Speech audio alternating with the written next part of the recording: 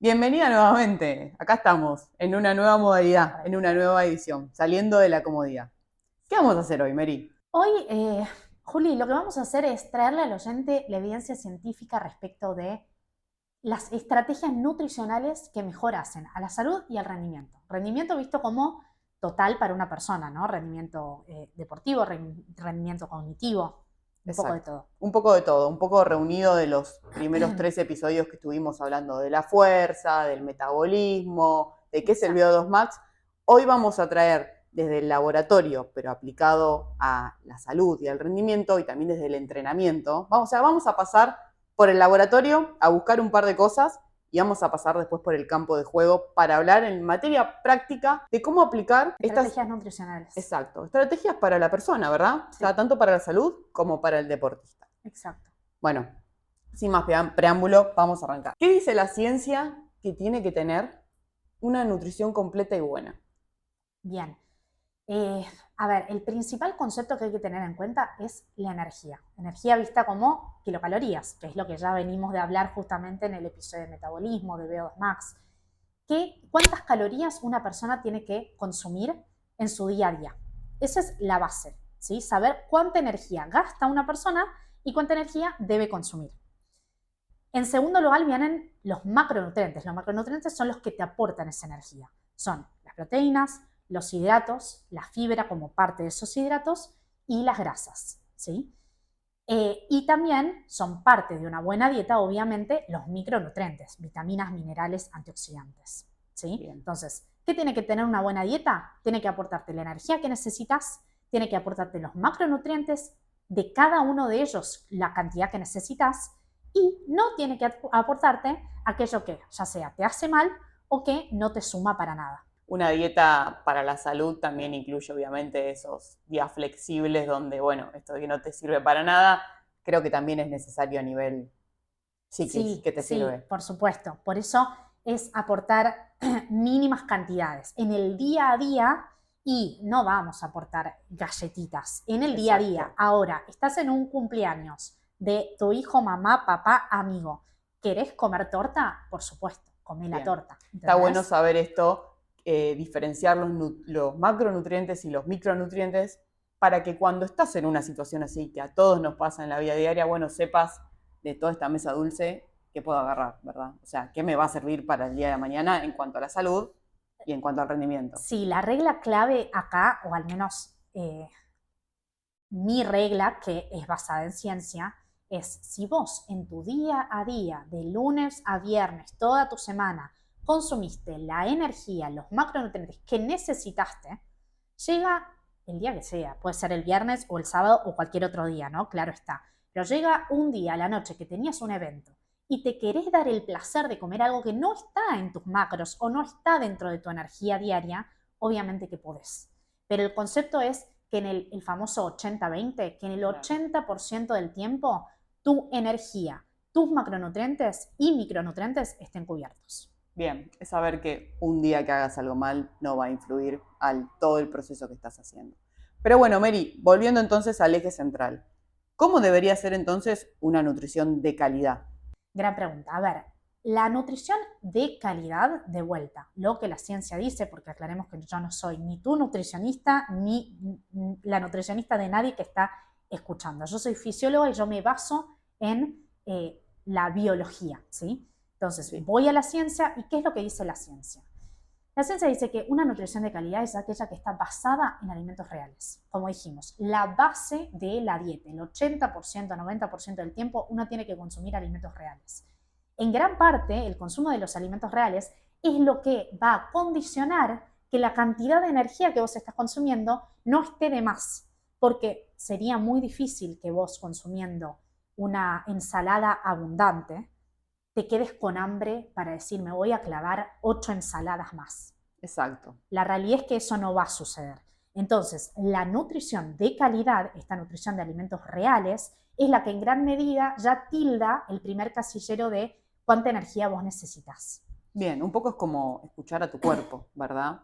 Obviamente con conocimiento, pero bueno, el hecho de llenarte con algo procesado tal vez a veces tapa un poco esta escucha personal de qué es lo que necesito y cuánto quiere mi cuerpo, ¿no? Hay una por ahí hay una filosofía mucho más ancestral que dice tu cuerpo te va a pedir lo que realmente necesitas. A veces sí, a veces no. Es verdad que siendo deportista estamos muy ligados a otras necesidades, pero es volver un poco a esto, ¿no? De cuál es el alimento real que necesito, que me pide mi cuerpo. Sí, sí, obvio. Cuando vos más consumís alimento real, el cuerpo más te va a pedir de eso y no de lo que nos hace mal. Sí. Pero quiero hacer otra aclaración importante, que es el paraguas de alimentos reales es bastante amplio, ¿sí? O sea, podemos consumir muchos alimentos reales. Y la verdad es que, de vuelta, yendo siempre a la evidencia científica, hay una dieta en particular que es la que en estudios longitudinales, o sea, estudios donde se evalúa una persona en un momento dado y luego se la vuelve a evaluar durante años, ¿sí? Ha demostrado mejores pronósticos de prevenir mortalidad o reducir la mortalidad, o sea, reducir la muerte de estas personas a las que estaban siguiendo y reducir la incidencia de enfermedades metabólicas, desde cáncer, diabetes tipo 2, enfermedades cardiovasculares ateroscleróticas, que son las que implican la formación de placa, y enfermedades neurodegenerativas también, ¿sí? O sea, todo este grupo de enfermedades metabólicas que muchas veces son causa de mortalidad, hoy en día sobre todo, se han visto que se reduce su frecuencia debido a una dieta, que es la dieta mediterránea. ¿Qué es la dieta mediterránea? La he escuchado en diferentes lugares, la he escuchado. Nunca la he probado. La dieta mediterránea es una dieta que se basa, de vuelta, siempre, ¿qué es la base? En el consumo de verduras, vegetales de todo tipo, frutas, cereales integrales o granos integrales, como es, qué sé yo, el arroz integral, la quinoa, la harina integral. El alimento real, básicamente. Sí, los granos reales, no procesados, las legumbres, es decir, porotos, garbanzos, las semillas, las nueces y el pescado. Bien. Esa es la base. Además, admite también huevo, lácteos descremados y sobre todo fermentados, como el queso, los yogures, y otras carnes magras que no son pescado, como la pechuga de pollo o en menor frecuencia, la verdad, la carne roja, porque obviamente tiene mayor cantidad de grasa.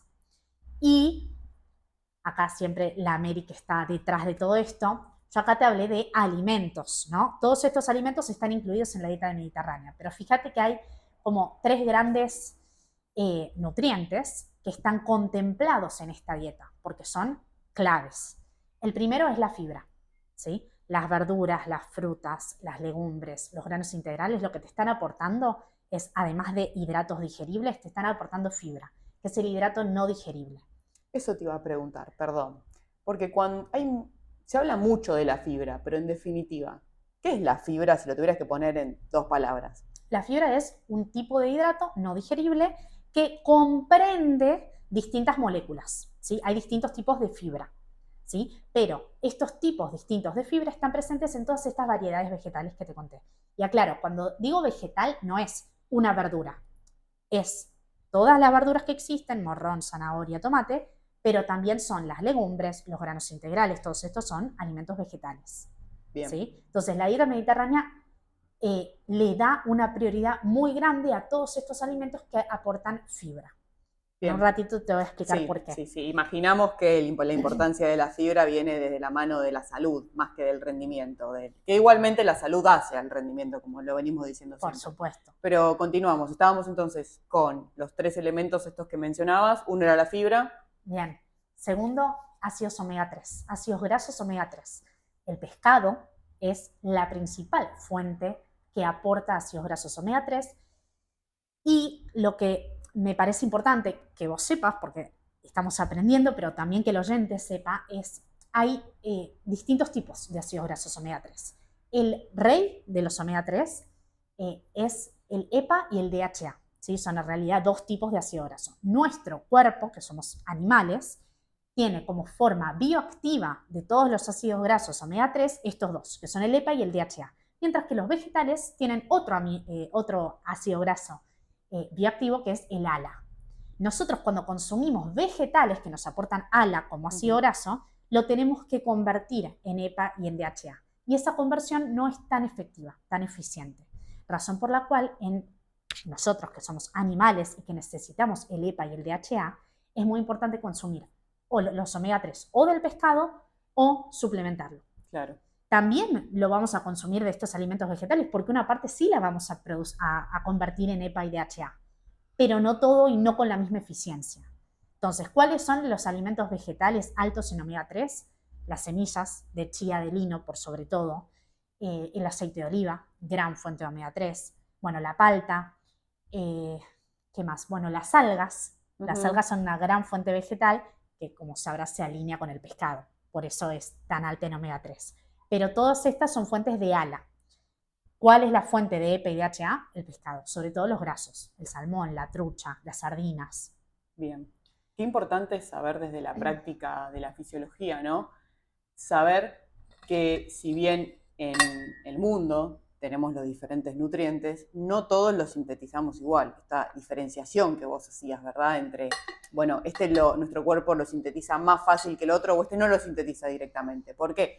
Porque hoy en día en internet, en las redes sociales, hay una amplia variedad de todas las bondades y beneficios de un alimento. Bueno, pero hay que saber hoy en día con la práctica científica, con los conocimientos, esto que vos decís, ¿cuál sintetizamos mejor? ¿Cuál sintetizamos en primer lugar, no? Claro, todo aquello que nosotros no sintetizamos y que necesitamos se llama nutriente esencial. Bien.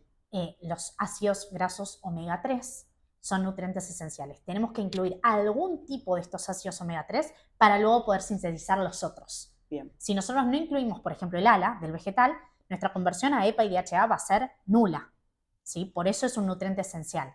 Pero si lo que aportamos es directamente el EPA y el DHA, mucho mejor. Claro. Bueno, ¿sí? Me mencionaste el primero, el segundo, la fibra, los ácidos grasos, me falta el tercero. Bien, el tercero es proteína de alto valor biológico, pero sobre todo proteína magra, ¿sí? Proteína Bien. que no va acompañada con la grasa saturada, que es la grasa mala, no la buena, que es el omega 3. Bien. Acá te voy a hacer un paréntesis, porque la palabra magra se repite mucho en los consultorios con los nutricionistas, se repite mucho con los atletas cuando vienen al entrenador y te cuentan, el nutricionista me mandó a comer magro. ¿Qué es magro? ¿No? Bien, las proteínas magras son obviamente el pescado, por eso también es gran fuente, porque te aporta los omega 3 y te aporta proteína casi sin nada de grasa. O sea que bueno, magro salvo, sería... Perdón, sí. me corrijo. Casi sin nada de grasa en el caso de, por ejemplo, los pescados blancos, ¿no? Bien. La brótola, la merluza, que te están aportando omega 3, no en tanta cantidad como el salmón, porque obviamente el salmón, al aportarte tanto omega 3, que es bueno, te está aportando mucha grasa relativa a la proteína, ¿no? Bien. Entonces siempre hay que balancear esto de la cantidad de energía diaria y los macronutrientes. Claro.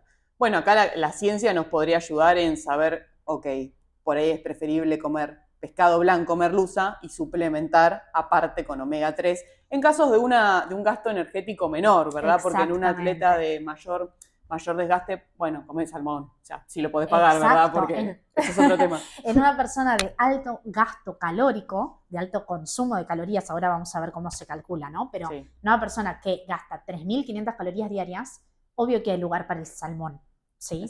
Porque pensá que 250 gramos de salmón te aportan entre 10 y 15 gramos de grasa. Es bastante, es grasa buena, sí, pero si no la necesitas y el balance no está tan bueno, preferible optar por brótola, lenguado, merluza. Bien. ¿Sí? Bien. Volviendo... no terminamos con las proteínas magras. Eso. Hablamos, los pescados, buenísimo. Pero la pechuga de pollo también es muy magra, no así en la pata, muslo. La carne roja es otro capítulo. Si querés, ahora te dejo preguntarme otras cosas para entrar más en detalle con la carne magra, pero la carne, hay ciertos cortes que son más magros que otros, pero sigue siendo más grasosa que el pollo. Exacto. O sea, básicamente, para darle al oyente una guía práctica, un ABC sencillo, es lo magro es todo aquello que no es tan rico justamente porque no tiene grasa, ¿verdad? Me hiciste reír. Qué sé yo, son gustos. Son gustos, pero vamos al caso... A mí el pescado y la pechuga de pollo me gusta más que la carne. Bien. Así que sí, son gustos. Empatizo. Sin embargo, un salmón con piel es mucho más rico que un salmón sin piel. Es más sabroso. Es más porque sabroso. Obvio, como decís, la grasa tiene un sabor, pero todo depende de cuál es tu gusto, tu preferencia. Totalmente. Porque de vuelta, yo inconscientemente prefiero lo que termina siendo más magro.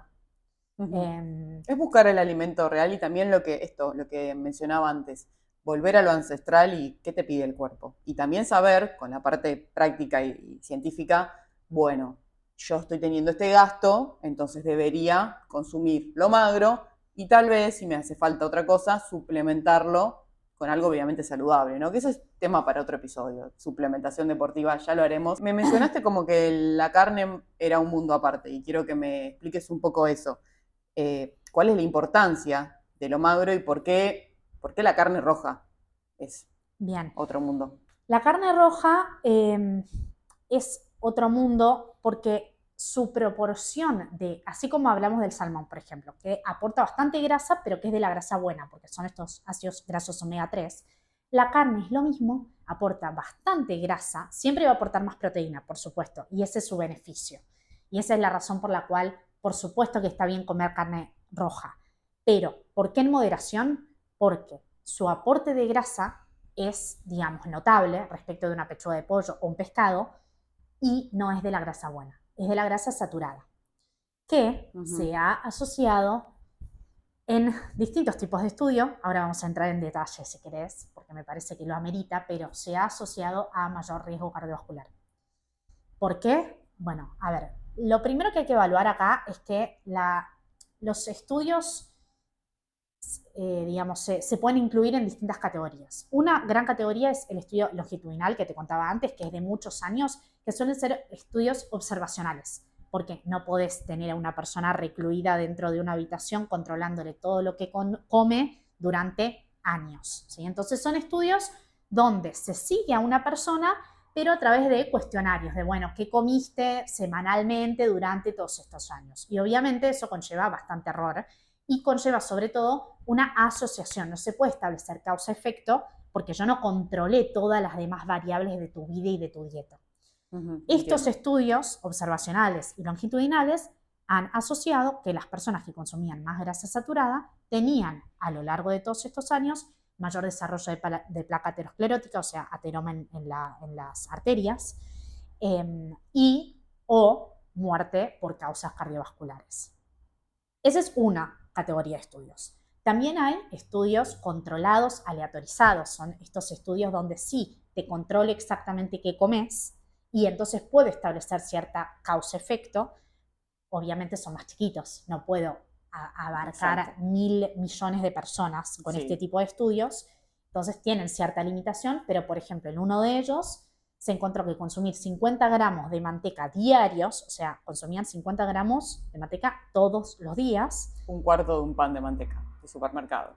Tenían mayores niveles de LDL en sangre. LDL es el tipo de lipoproteína que transporta el colesterol y que más riesgo tiene de depositarse en las arterias. El colesterol malo. Vamos a traducirlo, cuando uno va al médico y le dice tenés el colesterol malo mal y el colesterol bueno mal. Sería el colesterol malo. Que no es el único factor de riesgo, pero es uno de los importantes factores de riesgo para enfermedad cardiovascular aterosclerótica. Exacto. Volviendo, un poco al eje. Entonces la manteca sería una de estas grasas, no vamos a decir peligroso, pero no tan buena, de la cual no hay que abusar, básicamente. Exacto. No hay que abusar. Como de todo, porque tampoco hay que abusar de la lechuga ni de la manzana, ¿no? Yo acá hago dos categorizaciones. Manteca, crema, margarina, grasas a evitar. Salvo esto, en el cumple de tu abuela, en la torta. Bien. Pero todos los días, no. Cocinar con manteca, no. Exacto. Ahora, carne magra. La carne te está aportando este otro gran beneficio, que es la proteína. A mucha gente no le gusta el pescado.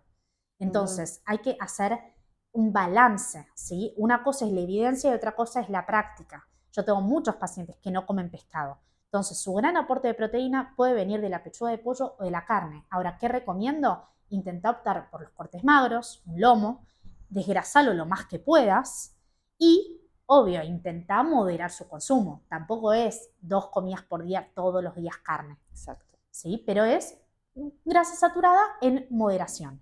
Y estas fuentes que te aportan mucha más grasa que proteína y que en su matriz nutricional, porque no olvidemos que los nutrientes están en un alimento, en todo un contexto, su matriz nutricional no es para nada beneficiosa, es la manteca, la margarina, la crema de leche. Evitémoslo, salvo en esto, una ocasión donde obviamente conscientemente estás diciendo, me voy a dar un gusto. Me voy a intoxicar. Es parte del balance. Sí, me voy a intoxicar, que lo necesito un poco de mal para para equilibrar un poco. Claro, sí, Tengo una pregunta, coincido. porque me mencionaste todas las proteínas de cortes animales. ¿Y el huevo? Que igual es animal, pero... Es que cuando estábamos haciendo la lista de proteínas nos quedamos en pescado, pollo, carne, Ujú, pero no hablamos de huevo, lácteos, sí, también importantes fuentes de proteína, y sobre todo lácteos fermentados, que como mencioné antes, forman parte de la dieta mediterránea. O claro. sea, el yogur, el queso, son excelentes fuentes de proteína, excelentes fuentes de bacterias vivas, Y de además probióticos. son prácticos, porque vamos a trasladarnos a tus pacientes, a mis atletas, que tienen que llegar a cierto número de proteína y están todo el día Obvio. en la oficina. No se pueden llevar un bife con lomo. Exacto. O no se pueden llevar una lata de atún, ¿verdad? Vayamos a lo práctico, en lo que ojalá todos pudiéramos trabajar desde casa y estar con las botas recovery recuperando todo el día. No lo estamos.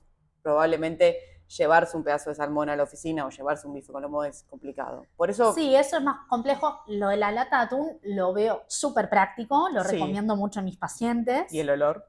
Bueno, en una oficina. Bueno, sí, puede ¿Cómo ser. se nota que no laburamos Puede en ser. oficina, no? Sí, puede ser el tema olor. Sí, pero por eso los huevos son recontra buena fuente de proteína. Exacto. Y de grasa también, ¿verdad? De grasas sí también, y son grasas buenas. El Exacto. huevo tiene un mínimo porcentaje de grasa saturada, así que es muy bueno. Además es fuente de colina, que es un nutriente esencial súper bueno, sobre todo, por ejemplo, en mujeres embarazadas, porque ayuda al desarrollo del cerebro del feto, dato de color. ¿Será por eso que dicen que las mujeres cuando están embarazadas tienen antojo de huevo? Lo he escuchado. No me pasó. ¿No te así pasó? Yo no tuve bebé, así que tampoco me pasó, pero... No sabría decirte. Pero algo importante sobre lo que veníamos de mencionar. Lácteos. Lácteos descremados. Exacto. ¿Sí? Y lácteos fermentados mucho mejor. ¿Por qué? ¿Por qué? Esto tiene que ver con la fibra, que tampoco respondimos el por qué. Dijimos la fibra se asocia mucho con la salud, pero no te dije el por qué. Bueno, la fibra y los alimentos fermentados entran en la misma categoría. ¿Que cuál es? Ayudan al desarrollo saludable de una microbiota intestinal. ¿Qué es la microbiota? El conjunto de seres vivos que viven en nuestro organismo. Nosotros tenemos millones de organismos chiquititos, que son bacterias, viruses y hongos, que viven en nuestro intestino y que cumplen una función clave, que es digerir la fibra que nosotros no podemos digerir. Nosotros no tenemos enzimas para digerir la fibra. Bien. La fibra es este hidrato de carbono que forma parte de los vegetales y sobre todo de la parte dura externa de los vegetales, por ejemplo, las cáscaras de la fruta, las legumbres en su... la cáscara, exacto. Justamente, en la parte de afuera del poroto, de la lenteja, sí. Los granos integrales, claro. Que no sufrieron el proceso, ¿sí? ¿Cómo se dice? De ablandamiento y de quitarles esa parte de la cáscara. Entonces, todos estos cereales, legumbres, vegetales, cuando los comemos en su formato más natural, obviamente no te vas a comer una banana con cáscara, ¿sí? Lógico, pero todas las frutas que sí se pueden comer con cáscara, manzana, pera, dejásela, la papa, o sea, no le quites la cáscara. Si vas a hacer un puré, hacelo con la cáscara, porque estás aprovechando esa fibra. Y esa fibra es la que nutre a nuestra microbiota y por ende favorece su crecimiento saludable. Nuestra microbiota, si no le das la diversidad de fibras que necesita, no va a crecer en la diversidad que podría. ¿Y por qué querríamos tener una microbiota saludable? Una microbiota saludable. He escuchado por ahí que es el segundo cerebro. Bien, en parte sí, porque hay un eje intestino-cerebro que está en gran medida modulado por la microbiota. La microbiota, por ejemplo, cumple roles... Bueno, me retrotraigo un poquito. La microbiota lo principal que hace es eso de digerir la fibra. Cuando la digiere, forma lo que se llaman ácidos grasos de cadena corta. No importan los nombres, pero suena bastante bien y fácil de recordar. El butirato es uno de ellos y es clave, porque, por ejemplo, uno de sus roles es fortalecer la barrera intestinal. ¿Esto qué hace? Previene que los nutrientes que no queremos pasen a la sangre, ¿sí? O sea, fortalece esas uniones entre las células que forman la barrera intestinal y hace que las cosas que no tienen que pasar, pasen y causen inflamación. Ok, entonces nuestra microbiota funciona como herramienta de defensa, ¿verdad? Exacto. Hacia el exterior. Exactamente. Bien. En gran parte sí, ese es uno de los roles. El otro es esto, reducir la inflamación, controlar la inflamación, que no es hinchazón. Son dos cosas totalmente distintas. Sí, estamos hablando de inflamación como una respuesta hacia algo ajeno. Respuesta al sistema inmune, exactamente. Exacto. Debido a que nos protege, en gran parte nos fortalece esa barrera intestinal, la microbiota está modulando esa respuesta inflamatoria. Y también esto ayuda, por ejemplo, a esa sensación de saciedad, ¿sí? Porque se conecta con el cerebro. Y otro gran beneficio, de vuelta hablando de esto del riesgo cardiovascular, que hoy en día es la principal causa de mortalidad a nivel mundial, uno de los grandes beneficios de la microbiota es que ayuda a convertir el colesterol, que es liberado al intestino, viene del hígado, no importa, es liberado al intestino, la microbiota convierte ese colesterol en otro compuesto que se llama colestenol, que no puede volver a la sangre, no puede volver a ser absorbido. Entonces, lo liberamos cuando vamos al baño. Exacto. La microbiota está indirectamente ayudándonos a reducir el colesterol en sangre.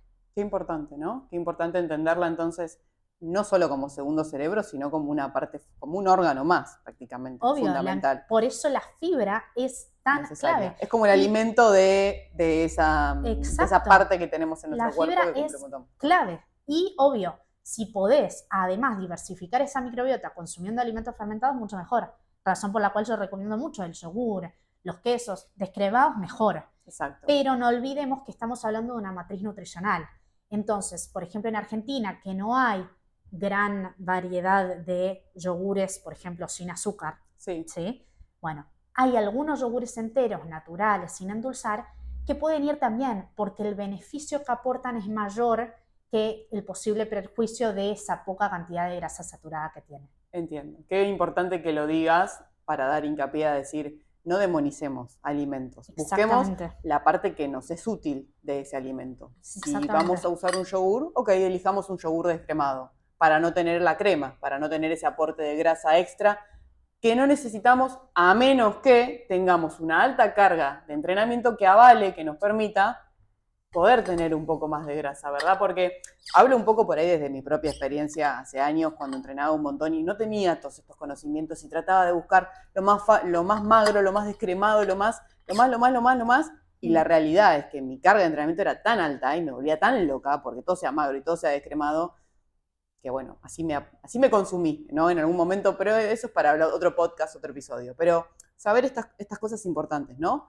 De qué tiene cada alimento, no demonizar, de, ok, transar un poco con el sistema capitalista donde el marketing nos vende azúcar encubierta, pero un poco de ese azúcar tal vez necesitamos por otro beneficio, ¿no? O sea, obviamente nosotros no podemos tener vacas, no podemos tener una yogurtera todo el tiempo generando yogur, tenemos que transar un poco con el sistema, ok. Sí, pero yendo un poquito a esto del yogur, por ejemplo, yo prefiero un yogur entero sin azúcar o un yogur descremado con azúcar, prefiero el entero sin azúcar. Bien. Porque el deportista que tiene esta alta carga de entreno y esta alta necesidad de hidratos, va a obtener el azúcar de otro lugar, no del yogur.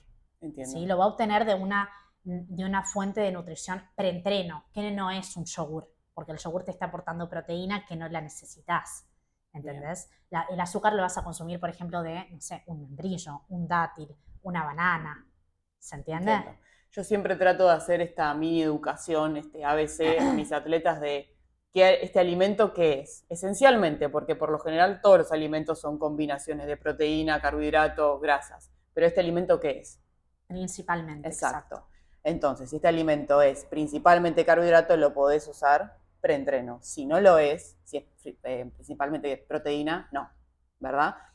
Creo que en eso está nuestra tarea de educar a nuestros pacientes, a nuestros atletas, no solamente de los entrenamientos o desde la fisiología, sino también de, bueno, la práctica, ¿no? Anda al supermercado o anda a internet si antes de ir a la verdulería y ponte a buscar este alimento, ¿qué es?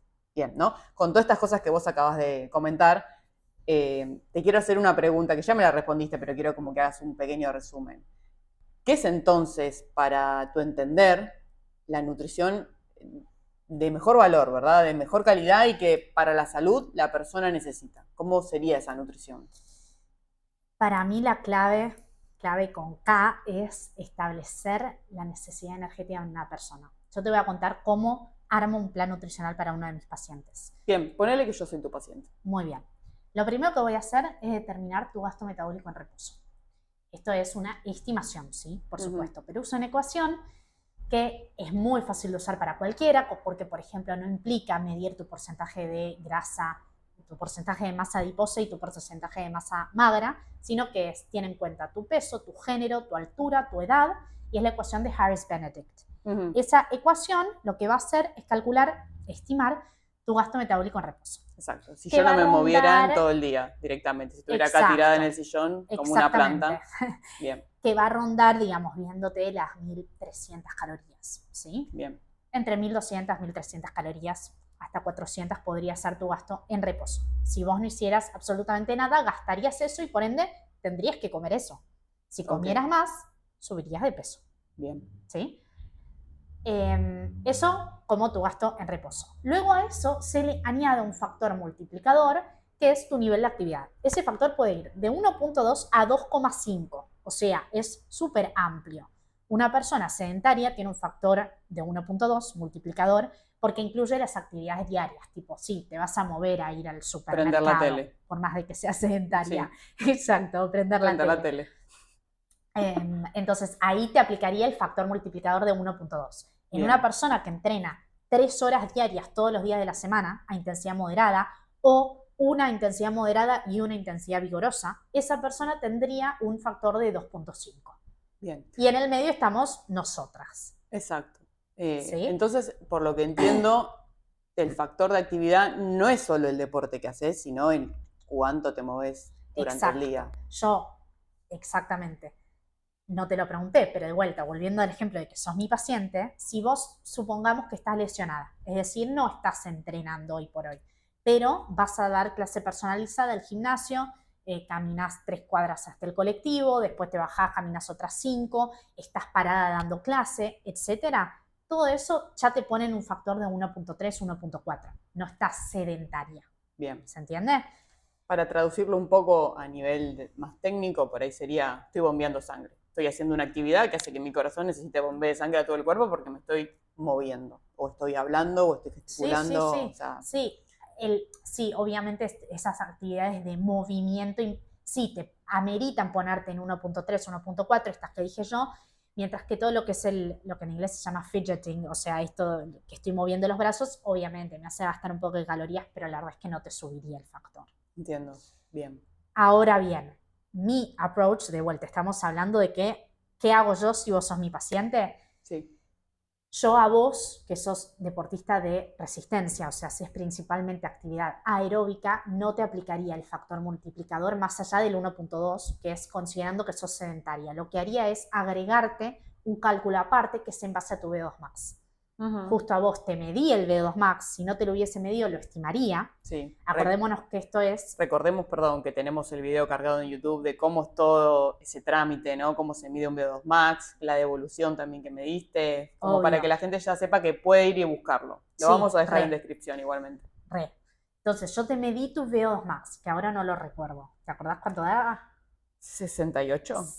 65. Wow. Sí, 60 y algo. ¿Cómo que wow? Wow, es un montón. Bueno, 63, pongámosle. 63, puede ser. Esos 63 mililitros por kilo por minuto son tu techo de capacidad aeróbica. Bien. Si vos después me das tu detalle, que es lo que ocurriría si fuese mi paciente, me decís cuánto entrenas por semana, o sea, cuántas veces y cuánto dura cada sesión de entreno, y la intensidad promedio como porcentaje de ese techo que vos manejás. Tipo, hago un estímulo suave, 2 suaves, 1 fuerte, ¿sí? Ajá. Entonces yo calculo un promedio de cuánto gasto de oxígeno y por ende de calorías estás teniendo asociado a tu entrenamiento semanal. A un promedio multiplico ese VO2 max por el porcentaje de intensidad que vos me dijiste y por los minutos que vos me dijiste. Promedios, ¿sí? Comprendo, bien. Y eso me dice, bueno, Juli gasta en el ejercicio concretamente 2000 calorías. Es un montón, pero más bien 700 sería algo normal, promedio. Por ejemplo, para mí, yo debo estar gastando unas 700 calorías diarias. Solo en hacer ejercicio. Exactamente. O sea, en tu práctica deportiva. Eso se suma a el ritmo metabólico en reposo que habíamos calculado. Bien. Entonces, en tu caso, 1003 más 700 ya estás en 2000. Y a eso no le sumamos este factor multiplicador del 1.2. Debería haber hecho, mira, te lo hago ahora, el 1300, que era tu reposo, 1300 por el 1.2, que es siendo sedentaria, y le sumo las 700 aprox de actividad. ¿Por qué no? Tu gasto es esto, 2260. ¿Eso cuántas chocolinas? No me hable de chocolina, por favor. Okay. Chocolinas, no lo sé, lo tengo que buscar. Pero seguramente 7 un paquetes. paquete de chocolinas ya te debe poner Sí. en arriba de 500 calorías. No sé, Sí. alrededor. Y un 80% a través de azúcares simples, rápidos, a la sangre. Obvio, a matarnos. Que es la razón por la cual no deben formar parte de tu dieta habitual. Bien, bien. Ok, dejando las chocolinas y esas tentaciones de lado, igual mi tentación va más por la chocotorta, pero, porque ahí tiene el aporte rico de la grasa y lo que hablábamos antes, ¿no? De que todo lo rico incluye grasa y azúcar. Okay. Ya hablaremos de eso y por qué somos tan adictos. No, es que no te voy a permitir esto de que todo lo rico aporta grasa y azúcar. No, una banana es re rica. Esta es la diferencia entre, no sé si decir un científico y un entrenador, pero entre alguien que no come todas estas cosas tóxicas y alguien que no y alguien que sí. Obviamente que es rico, doy fe de ello. Es también acostumbrarse, ¿no? Y hacerlo hábito de la dieta. Por supuesto que una banana es rica, por supuesto que las frutillas son ricas.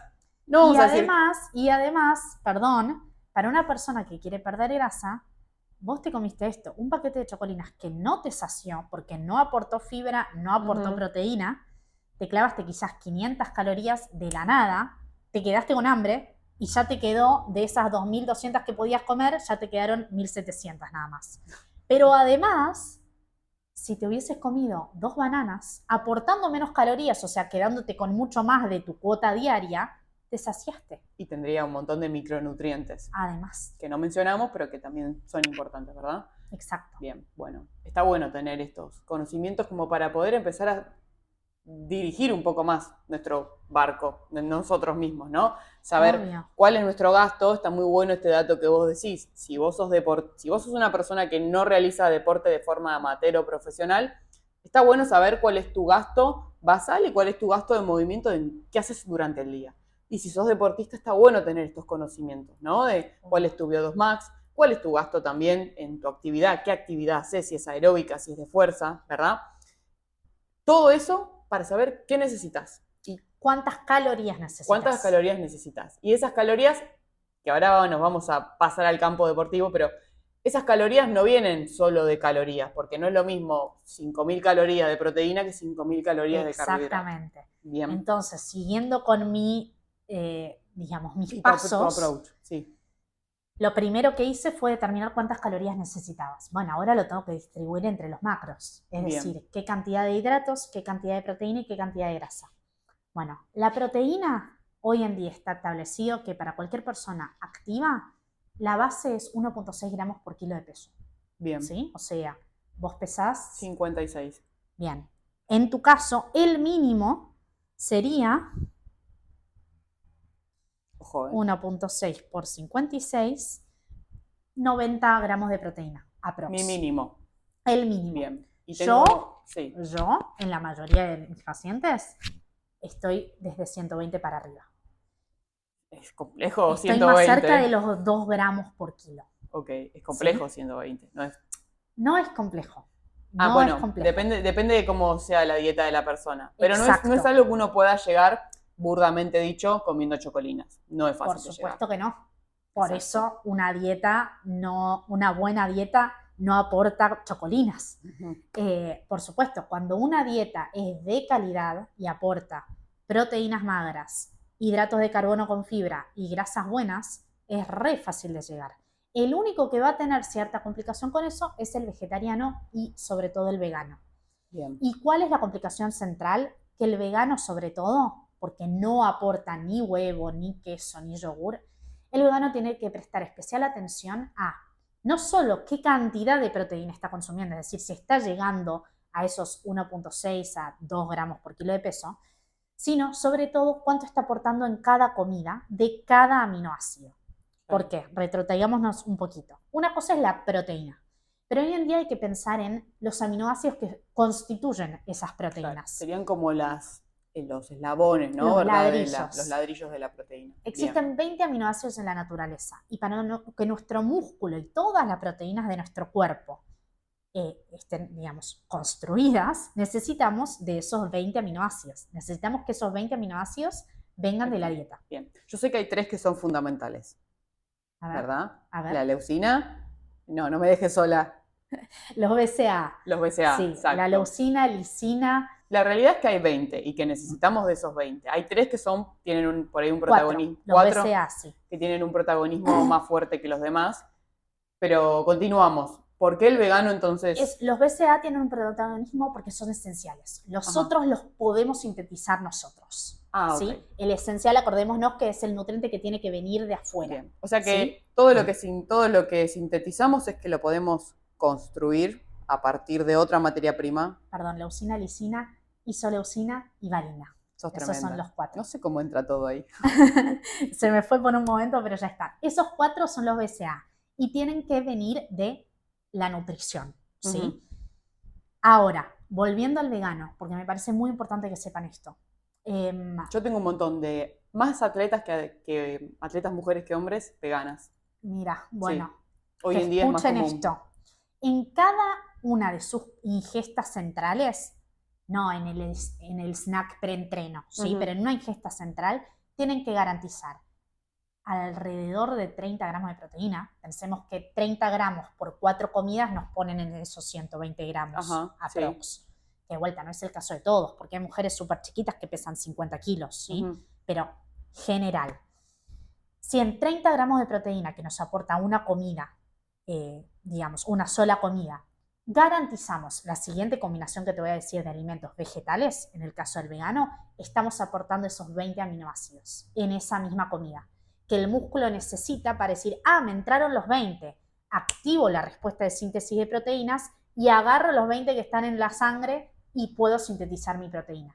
Porque si yo le aporté leucina, que es el que activa esa síntesis, pero no le aporté todo lo demás, el músculo arranca a hacer una proteína y se queda trunco.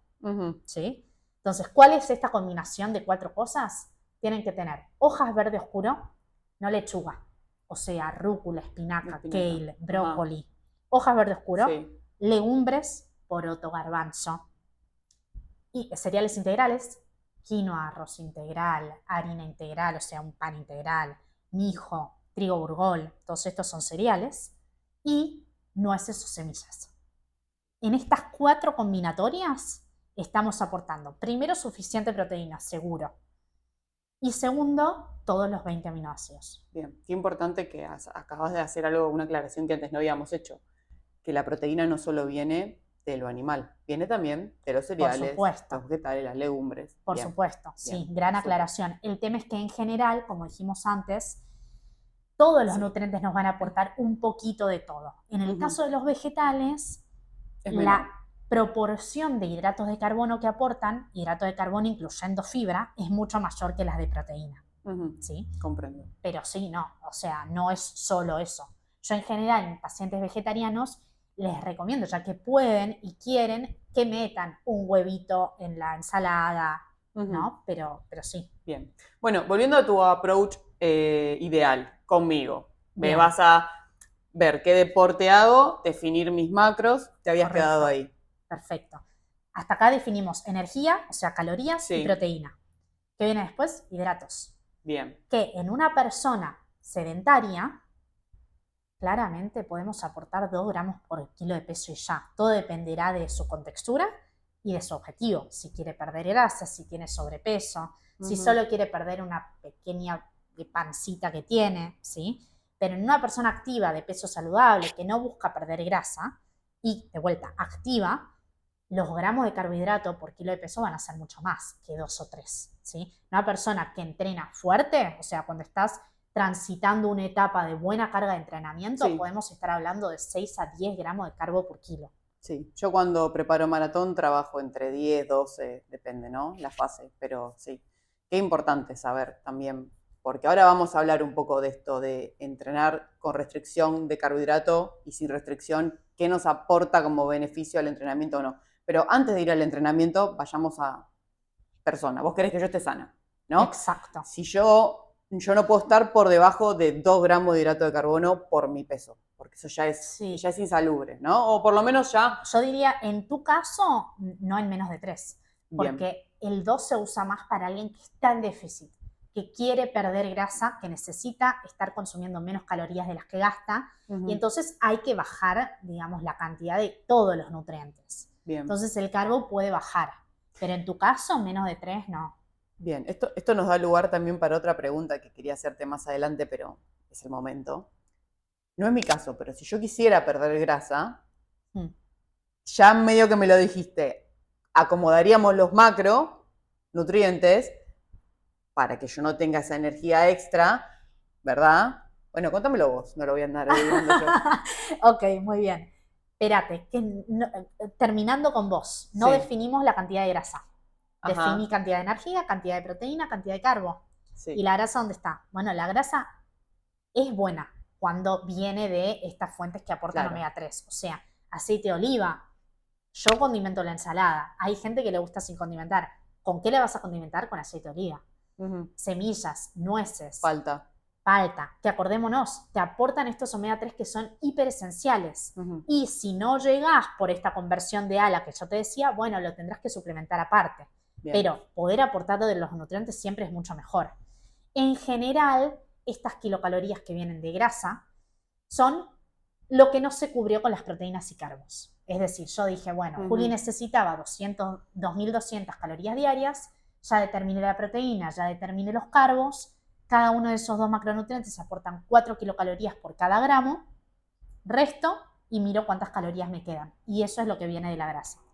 Que en general va a estar en el rango del 20 al 30% de las kilocalorías, no más. Bien. En un atleta sobre todo. En un atleta que está consumiendo carbohidratos, ¿verdad? Tema para...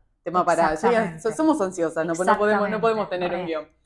Bien, te quería hacer una pregunta especialmente de las grasas, que vos decías que eran importantes, ¿verdad? Qué importantes son especialmente para todo lo que es la función hormonal, porque son activadores, son transportadores de lo hormonal. Entonces, plantear una dieta sin ingesta de grasa para bajar de peso en realidad está mal planteado. Lo que deberíamos hacer es mantener las grasas que necesitamos. Con esto que vos estás diciendo, ¿cuál es mi cuál es mi gasto calórico basal y mediante mi ejercicio? Es este número. Bien, ahora, base de proteínas, ¿qué número de carbohidratos necesito para no estar teniendo más energía de la que quiero tener para poder generar ese déficit calórico, pero mantener las grasas donde las tengo que tener? Para no tener también un déficit de grasas, de un macronutriente. Se llama macronutriente justamente porque tiene una macroimportancia, ¿verdad?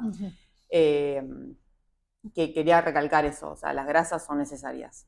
Hay un número que tenemos que mantener. A ver, sí y no. Siempre es importante que nosotros contemplemos cuál es el contexto de la persona.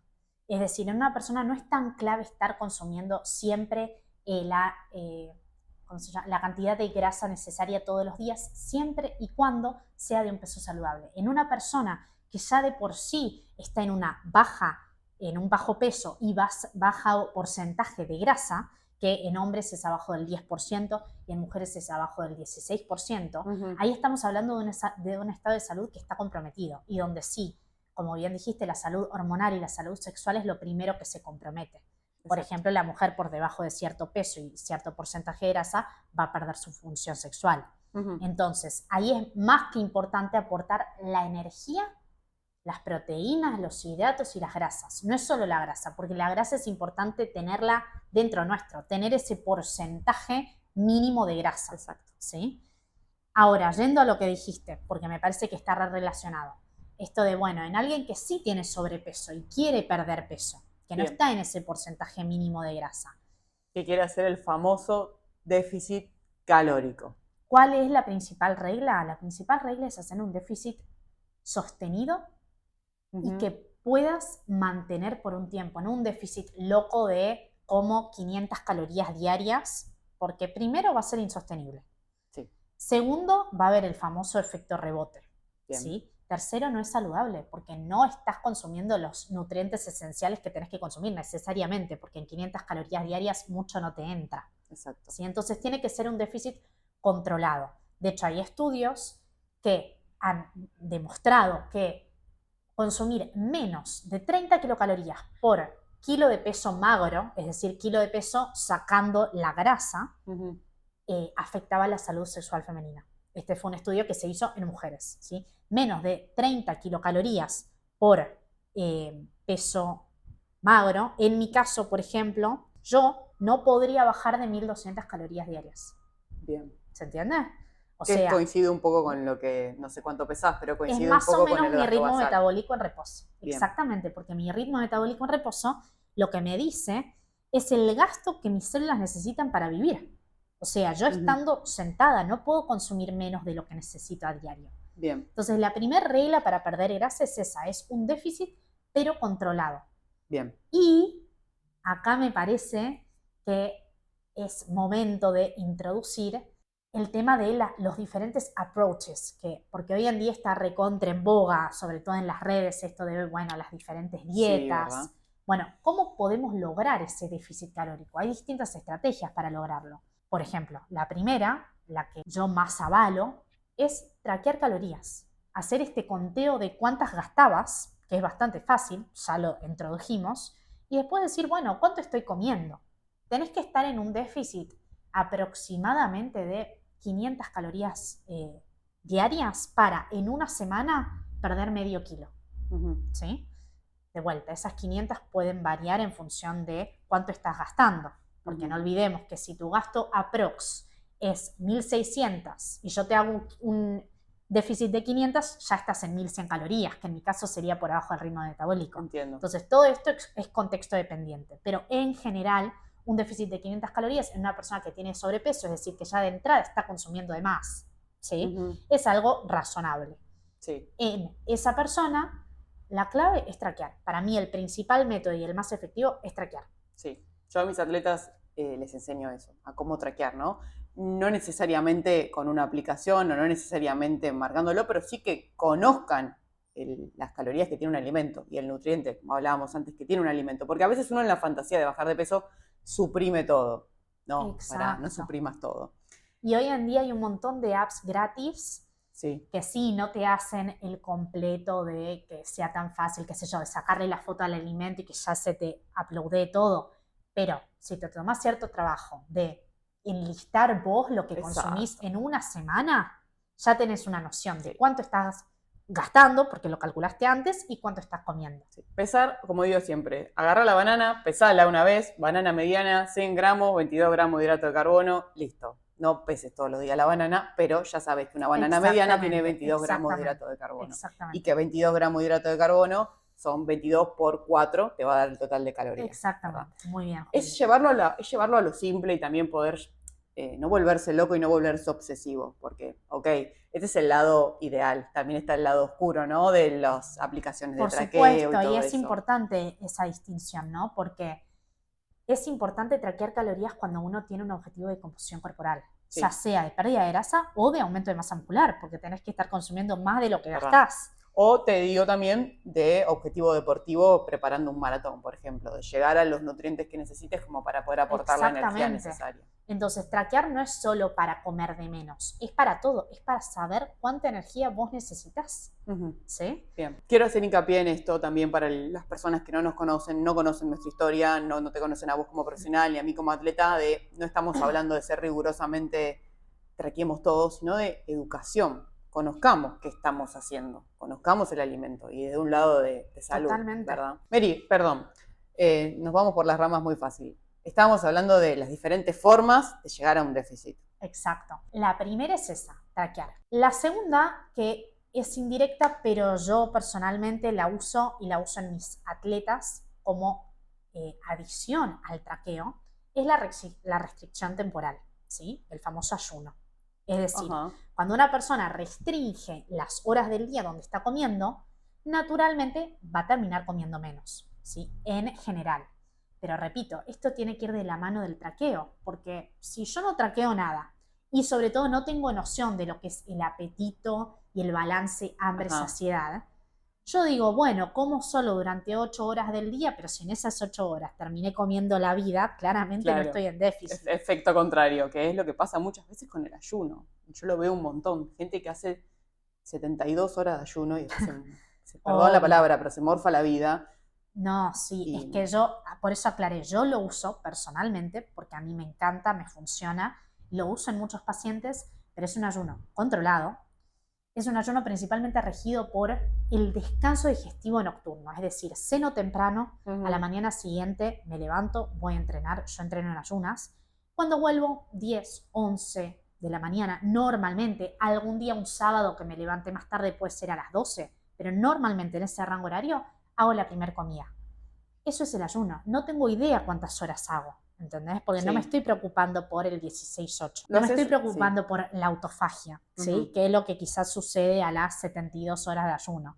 Es decir, los estudios demuestran que sí, luego de las 18 horas de ayuno puede haber una autofagia elevada con respecto a ayunar más corto. Y es cierto, hay beneficios de la autofagia, pero esos mismos beneficios vienen entrenando. Entonces, no nos volvamos locos por la duración. Hagamos un descanso digestivo, que es lo necesario para que estemos bien, para que nuestra biología funcione como fue diseñada. Me encanta esto. ¿Sabes por qué? Porque estamos bombardeados en las redes sociales, cetosis, ayuno, autofagia, los beneficios de esto, los beneficios de aquello. Llega un punto, que esto ya lo hemos hablado creo que en el episodio anterior de la fuerza, de queremos hacer todo para obtener el mejor beneficio de todo y no nos damos cuenta, como decís vos, los beneficios que te da la autofagia, que es algo muy difícil de conseguir, también te los da a entrenar. Los beneficios que te da un ayuno de 36 horas, también te lo da no comer chocolinas todos los días, ¿verdad? O sea, como que vayamos a lo simple y conozcamos. Entonces, exacto. De hecho, perdón, los estudios dicen que el déficit calórico, comer menos calorías de las que gastas, también activa la autofagia, igual que un ayuno largo. Claro, un déficit bien marcado. Exactamente. Bien.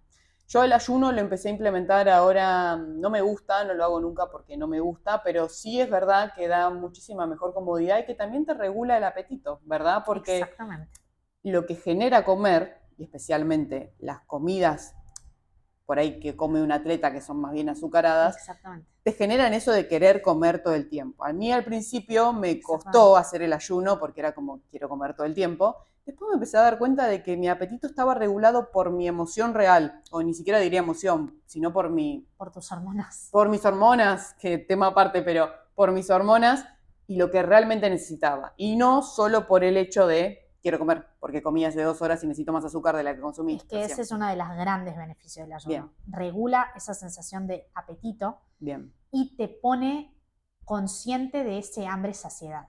Exacto. ¿Sí? Si vos no comés ni bien te levantás porque hay que desayunar, quizás te pasó toda la mañana y ni sentiste hambre. Y está bien que así sea, ¿sí? Siempre y cuando de vuelta estemos en un contexto de una persona saludable.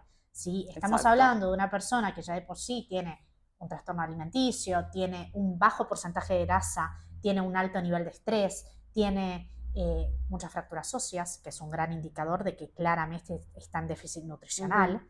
Bueno, en esos contextos obviamente el ayuno ya no es herramienta. Sí. O tiene 10 series de 1000 a máxima potencia antes de salir a entrenar. O sea, el ayuno, ahora vamos a hablar un poco también del ayuno aplicado al deporte, ¿no? Pero cuándo sirve y cuándo no sirve. Porque tampoco es todos los días tengo que ayunar para el beneficio, no. O sea, tiene que ser una herramienta funcional. Contexto dependiente. Contexto dependiente, exactamente. Muy bien dicho. Bien, me mencionaste entonces la primera forma, la segunda forma, pero me dijiste que había 3.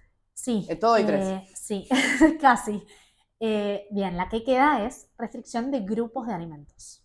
O sea, en la primera restringimos calorías conscientemente, traqueo, punto. En la segunda restringimos tiempo y en la tercera restringimos grupos de alimentos. Que ahí entra la famosa que ya mencionaste un poquito al pasar, la famosa dieta keto. Lo que está haciendo es restringir un gran grupo de alimentos que son los carbohidratos. Bien. ¿Explico yo o explicas vos por qué se llama keto, que viene de cetosis? Bueno, a ver, ¿Lo explico yo? Dale. Bueno, sí, así no lo hacemos tan práctico. Dale. La cetosis es aquel mecanismo que se produce cuando restringimos los carbohidratos. Es decir, que nuestro cuerpo para producir energía lo produce pura y exclusivamente a través de las grasas y ahí aparecen los famosos cuerpos cetogénicos, ¿verdad? O sea, pero es básicamente restringir carbohidratos. Lo que ocurre es que se movilizan ácidos grasos del tejido adiposo y el hígado los convierte en cetonas o cuerpos cetónicos. Bien, perfecto. ¿Y por qué es tan famosa esta dieta? La verdad, la historia te la debo, pero yo creo que se puso más famosa porque efectivamente la razón por la que el hígado requiere sintetizar estas cetonas, porque si no podríamos usar los ácidos grasos directamente. La razón es que los ácidos grasos no pueden pasar la barrera hematoencefálica, es decir, los ácidos grasos no sirven como fuente de energía para el cerebro y las cetonas sí. Entonces, Bien. el hígado hace cetonas, las cetonas son las que nutren al cerebro. ¿Sí? Bien. En la enfermedad de la epilepsia refractaria, la dieta cetogénica y las cetonas demostraron ser sumamente efectivas. ¿Sí? Es decir, en un caso de epilepsia, la dieta keto puede ser una gran estrategia terapéutica. Bien, yo sé que hay casos, especialmente en diferentes enfermedades, donde la dieta keto cumple una función. Estábamos hablando por ahí en casos muy particulares. Enfermedad, sí. La epilepsia. Solo la epilepsia. Se ha visto que, por ejemplo, en el Alzheimer, en otras enfermedades neurodegenerativas, no hay evidencia de que la dieta keto haga mejor. ¿Y en cáncer? Tampoco. Tampoco. Okay. Tampoco hay evidencia. Es cierto que esto es tema de otro capítulo, pero hay una relación muy grande entre el lactato, la producción de lactato que viene a partir del metabolismo anaeróbico de la glucosa y el cáncer, ¿sí? Pero no hay evidencia clínica de que hacer una dieta keto mejore el pronóstico de cáncer, ¿sí? Bien. Se puede intentar, sí. Yo de hecho tengo un familiar cercano que está pasando por eso y justamente le sugerí, porque tenía una alta ingesta de harinas, sobre todo blancas, refinadas, le sugerí bajar el consumo de glucosa. Pero lo sugerí honestamente, porque es un familiar y fue como, bueno, la verdad quiero intentar todo lo que puede estar sobre la mesa. Exacto. Pero mi rol acá es decirte, no hay evidencia de que efectivamente haya un mejor pronóstico frente al cáncer. Hasta el momento, sí, porque la ciencia avanza. La ciencia avanza y es cierto que hasta ahora hay evidencia mecanística de que el cáncer la célula tumoral usa mucho este metabolismo anaeróbico de convertir glucosa en lactato, razón por la cual en cáncer hay niveles de lactato por el cielo. Y si nosotros le sacamos la glucosa, tendría sentido pensar que la célula cancerígena no sabría cómo crecer. Sí, no la alimentamos, básicamente, no Exacto. le damos eso que necesita. Sí, sí. Volviendo a la persona sana y el deportista, entonces hablamos de restringir un alimento, que era la segunda estrategia que vos habías mencionado, por esto el ejemplo de la cetosis, ¿verdad? Que era para lograr un déficit calórico, era nuestra tercera forma de lograrlo. Bien, ¿por qué la dieta keto, me estabas diciendo, funciona tan bien entonces? ¿O por qué tiene tanto seguidor? Porque la verdad es que es terrible, o sea, como yo la veo es, sí, ¿por qué les gusta sufrir? A ver, en mi opinión, y de vuelta, mi opinión es siempre basada en ciencia, si yo te vengo a decir que la fibra es clave y ha demostrado en todos los estudios mejorar la salud, ¿por qué habríamos de reducirla? Como que no, la verdad es que para mí la dieta keto no es sinónimo de salud, salvo en estos casos epilepsia, por ejemplo. Bien. Ahora bien, ¿por qué tiene tanto éxito en perder peso, sobre todo rápido y no necesariamente sostenido? Porque es una dieta muy difícil de sostener. Pero ¿por qué la gente baja de peso muy rápido? En primer lugar, por lo que vos dijiste, de que a veces comer carbohidrato, a veces no, en general comer carbohidrato genera una subida de glucosa, luego una consecuente liberación de insulina del páncreas y esa insulina es la que hace que la glucosa en sangre vuelva a bajar, porque le dice a los tejidos que la absorban. Cuando la glucosa baja, te vuelve a dar hambre. Entonces, el no consumir esa glucosa, naturalmente, te aplacaría el apetito.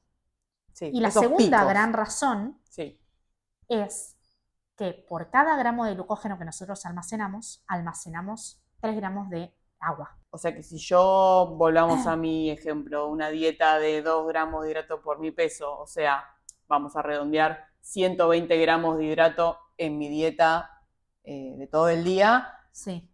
Eso multiplicado por 3 me va a dar... No, maso, es por el glucógeno, es decir, la cantidad de carbo que vos tenés almacenado. Okay. Que tenés aproximadamente, considerando que consumiste todo el carbo que podías consumir y tenés tus reservas llenas, sí. Tenés más o menos 400 gramos en el músculo, sí. Una persona activa que lo tiene a tope, sí. Y 100 en el hígado.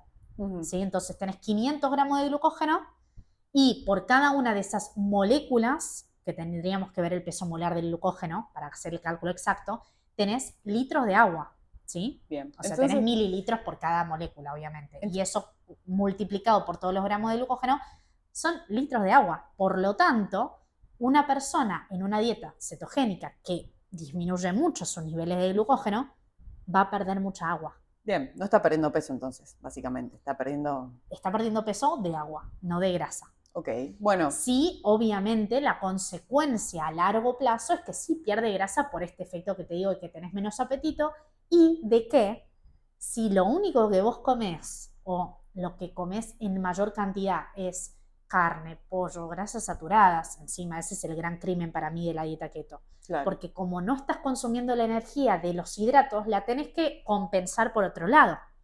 Y la dieta keto, para que pueda ocurrir este proceso de conversión de ácidos grasos a cetonas, no puede aportar tampoco proteína por arriba de cierto nivel. La proteína se mantiene moderada. Entonces, lo que más aporta en esta dieta es grasa. Claro, tenés mucha, qué sé yo, crema, manteca, carne roja, obviamente. Sí, lo fanático. Todo lo anti a lo que venimos de hablar. Exacto. Antes. Es un extremo, en realidad lo que tienen este tipo de dietas, todas, ahora estamos poniendo esta por ejemplo, es que se van al extremo, se hacen seguidores y fanáticos de lo extremo y que termina generando siempre un costo, ¿no? Que está bueno saber cuál es. Que lo que es importante para mí concebir hoy en día es que hoy todo este auge que hay en las redes tiene mucho que ver con que esto es nuevo. Entonces, no existen estudios longitudinales que hayan estudiado a la gente que hizo la dieta keto durante muchos años y ver qué les pasó después. Claro, veremos dentro de unos años qué les pasó a todas estas personas. Pero nos vamos por las ramas. Volviendo un poco al eje, yo quería hacer una aclaración con la dieta cetogénica, porque hasta ahora venimos hablando pura y exclusivamente de salud, de una persona normal en su vida diaria. Pero también sucede muchas veces que la dieta keto se puede aplicar a un tipo de deportista diferente a otro, ¿no? Y cumple un mayor beneficio en un tipo de deportista que en otro tipo de deportista. En mi práctica como entrenadora, sucede que cuando tengo algún atleta que está en restricción de carbohidratos, a veces logra cierto beneficio de la dieta keto. Pero ojo, no es un beneficio a largo plazo, por ahí es un corto beneficio, ¿verdad? Por ahí el beneficio es más bien estético, como veníamos hablando, esto de a corto plazo es perder un montón de peso todo junto y a largo plazo regular el apetito. Y efectos prácticos del ejercicio, puedes llegar a lograr una mejor adaptación a los ritmos bajos, a tener una mayor capacidad aeróbica, porque está trabajando sin carbohidratos. Le está obligando a su cuerpo a trabajar con esa base casi nula o muy, muy bajita, ¿verdad? Por lo cual va a favorecer todo lo que hablamos en el episodio número 2 de nuestro podcast, cuando hablábamos de la zona 2, del VO2 Max, de trabajar a diferentes intensidades, qué sustrato estábamos usando en cada intensidad. Bueno, ahí está el aporte que podría aportar una dieta keto en lograr mayor beneficio. Pero ojo, hace un tiempo leí un paper que agarraba deportistas elite, o sea, chicos que corrían, estaba propuesto nombres, pero que corrían rápido, vamos a decir 30 minutos los 10 kilómetros, hacer una dieta keto. La realidad es que ellos no obtuvieron ningún beneficio, al contrario, perdieron rendimiento. ¿Por qué? Porque están a un altísimo nivel, ¿verdad? O sea, la conclusión del paper era esa, a un gran nivel, la dieta cetogénica no aporta beneficio, porque no te aporta energía. Ahora, en un amateur, que quizás viene, como vos decías, de un sobrepeso, que quizás viene de no estar entrenado, de no tener una base aeróbica trabajada, o sea, que ha comenzado a correr en algún momento, corrió rápido, pero nunca lo sostuvo en el tiempo, o sea, que no tiene base aeróbica, sí le aportó un beneficio. ¿Por qué? Porque su cuerpo obtuvo una adaptación fisiológica a través de estar en restricción de carbohidrato, de estar en baja energía y salir a la cancha y entrenar, ¿verdad? Entonces, en definitiva, a veces endiosamos una dieta, un tipo de dieta, pero bueno, como habíamos dicho antes, contexto. No, y también las distintas herramientas. Esto de que, por ejemplo, hay distintas rutas para lograr autofagia, se cumple también para esto de que hay distintas rutas para efectuar un entrenamiento con baja reserva de glucógeno. Claro. Por ejemplo, el ayuno. Bien. Si vos venís de haber comido bien, una comida con carbohidratos nobles, con fibra la noche anterior, pero al día siguiente haces un entreno intenso sin reponer carbohidrato durante el entreno y sin haber desayunado antes, lo estás haciendo con baja reserva de glucógeno. No en los primeros minutos, pero al cabo de una hora ese glucógeno muscular y ya va a estar bajo. Claro, y no estás en dieta cetogénica, digamos. Hagamos esa Exactamente. aclaración. Que hagas ayuno y que estés en restricción de carbohidrato en ese momento, no significa que estés en dieta cetogénica, porque la dieta cetogénica es sostenido en el tiempo. Uno no es que empieza a producir estos cuerpos, estas cetonas, porque no comí carbohidratos hoy. Exacto. Ya tiene que venir, no sé exactamente cuántos días, pero ya tiene que venir acumulado. Se dice más o menos, si no me equivoco, porque de vuelta no soy experta en esta dieta, pero creo que son aproximadamente 3 semanas. Bien, ok, o sea, que es sostenido en el tiempo. Que es, dicho sea de paso, más o menos el mismo tiempo que requiere la adaptación al ayuno. Es decir, una persona que lo quiere, por ejemplo, empezar a probar entrenar en ayunas, sobre todo a baja intensidad, puede pasar que hasta las 3 semanas de probarlo y no se sienta cómodo. Exacto, sí. Porque todo en la fisiología requiere adaptación. Sí, totalmente. De esto quería hablar puntualmente. Primero vamos a terminar de diferenciar un poco entonces qué es la restricción de carbohidrato y qué es estar en dieta cetogénica, qué es estar en cetosis, ¿verdad? Que no es lo mismo que estar en ayuno y no es lo mismo que entrenar en ayuno y no haber comido la noche anterior, quizás haber comido carbohidratos o quizás no, depende del contexto de esa persona y lo que vaya a hacer al día siguiente, no es lo mismo que estar en dieta cetogénica, porque para eso necesitamos un gran periodo de tiempo, 3 semanas, como habías dicho vos. Bien, y ahora yo lo que quería como mencionar, ya centrándonos un poco más en el atleta, ¿verdad? O sea, una persona que no necesariamente tiene que ser profesional o semiprofesional, una persona que entrena. Hablar un poco de qué beneficio obtendríamos de entrenar en ayunas. Y no beneficio a nivel estético o déficit calórico. Vamos a suponer tu caso. Ahora te voy a agarrar yo a vos y te voy a entrenar. No querés bajar de peso, estás bien. Querés simplemente mejorar tu estado físico. Supongamos que el año que viene te vas a preparar maratón, ¿verdad? Vas a correr Boston en abril. Bien, y estamos hoy en noviembre, finalizando, empezando diciembre. Bien, yo lo que te diría es, vamos a construir tu base aeróbica. Está bueno que vos te empieces a acostumbrar a algunos entrenamientos a hacerlos en ayunas. Me dijo mi socia que tenemos que estar 3 semanas trabajando en ayunas para que vos puedas obtener beneficios y además comodidad, porque probablemente cuando arranques puede ser que te sientas un poco extraña, puede ser que incluso no tengas que arrancar de golpe, algo fundamental que me pasa muchas veces que todo blanco y negro, ¿verdad? El atleta dice, ok, corto carbohidratos y los corta, pasa de una ingesta de 6 por su peso a 2 por su peso, y obviamente que se va a sentir raro, obviamente que el cuerpo le va a pedir esa glucosa, ¿verdad? Y le va a mandar esos picos que vos antes señalizabas. Todo progresivamente y todo con adaptación. Un poco también la escucha personal, ¿verdad? Pero volviendo a vos, yo lo que te diría es, saquémosle provecho a ese ayuno que vos querés realizar porque te es práctico en tu vida. ¿Qué vas a obtener de mejora haciendo algunos entrenamientos en ayunos y qué no vas a obtener de mejora haciendo otros, ¿no? ¿Y cuál es el riesgo que vos podrías tener si salís a hacer un entrenamiento en ayunas diferente a otro, ¿no? Vamos a poner diferentes ejemplos para que sepas. Y para que también... Bueno, hagámoslo concreto. Te pregunto, bien, ¿en qué caso recomendarías que yo salga en ayunas? Un entreno corto, suave. Bien. Práctico. ¿Por qué? ¿Por qué? Porque no vas a necesitar, o sea, vos ya vas a tener tus reservas de glucógeno, que tal vez no sean muchas, porque tal vez la noche anterior no hayas hecho una gran ingesta de hidratos de carbono, hayas comido unos vegetales con una pequeña porción.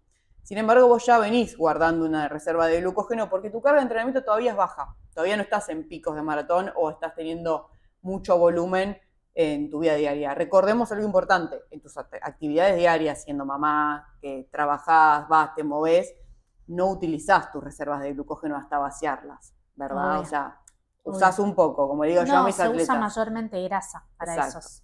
Tal vez vas, sacás un libro, volvés, ponés, pero estás todo el tiempo reponiendo, porque tal vez te sentas a comer un yogur que tiene una ingesta, tiene una proporción. No, y además esas actividades diarias usan principalmente grasa como fuente de energía. Bien, entonces vos cuando salís a entrenar esa mañana, no estás completamente vacía. Tendrías que llevarte a ese estar vacía, que ahí yo ya digo, en tu caso particular, que estás preparando maratón para abril, no es necesario que estés completamente vacía. Si fueras una corredora de ultra distancia y queremos tocar esos matices oscuros donde vas a llegar a ese nivel de fatiga mental, cognitiva y también física, bueno, entrenemos bien, bien, bien vacía. Pero en tu caso no, porque en el maratón la idea no es que llegues a eso. Si llegaste a eso en un maratón, ya ralentizaste tu ritmo la mitad del ritmo al que venías, por lo cual no es algo que estemos buscando que pase.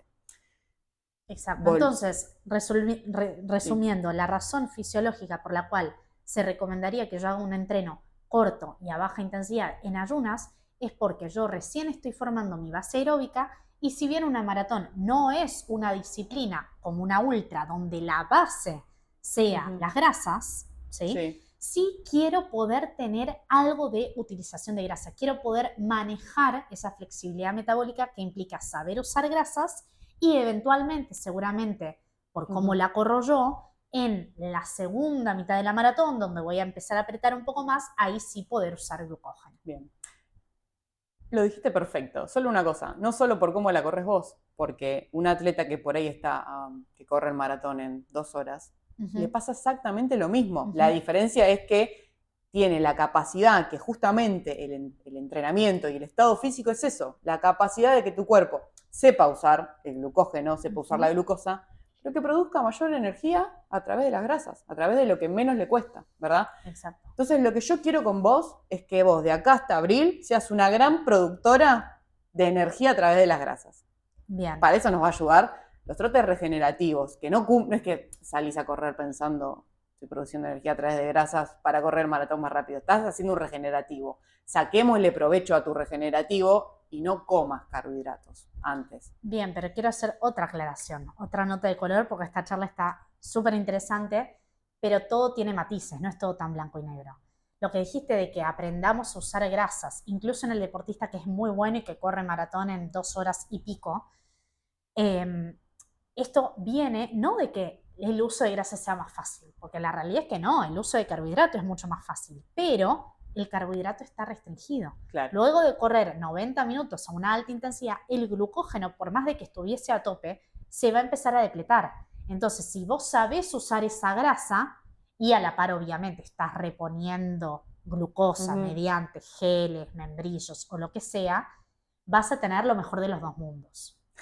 Muy bien dicho, lo mejor de los dos mundos. Es cierto lo que decís. En realidad el gasto energético de crear energía a través de las grasas es mayor. Por eso nuestro cuerpo no es lo que elige primero. Exacto. Pero es verdad que está restringido el carbohidrato.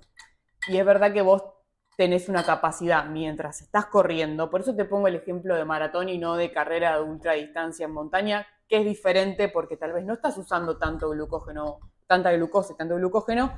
Y además tenés la posibilidad de picnic en el medio de la montaña, por decirlo así, ¿verdad? Pero podés consumir otras cosas. En cambio, cuando estás corriendo maratón, no podés. Y además, como la sangre está puesta en los músculos para producir energía, tus órganos están trabajando restringidamente, por lo cual tampoco podés, no podés y además tenés que entrenarlo en el tiempo, pero no podrías estar consumiendo 200 gramos por hora de hidrato de carbono para poder abastecer.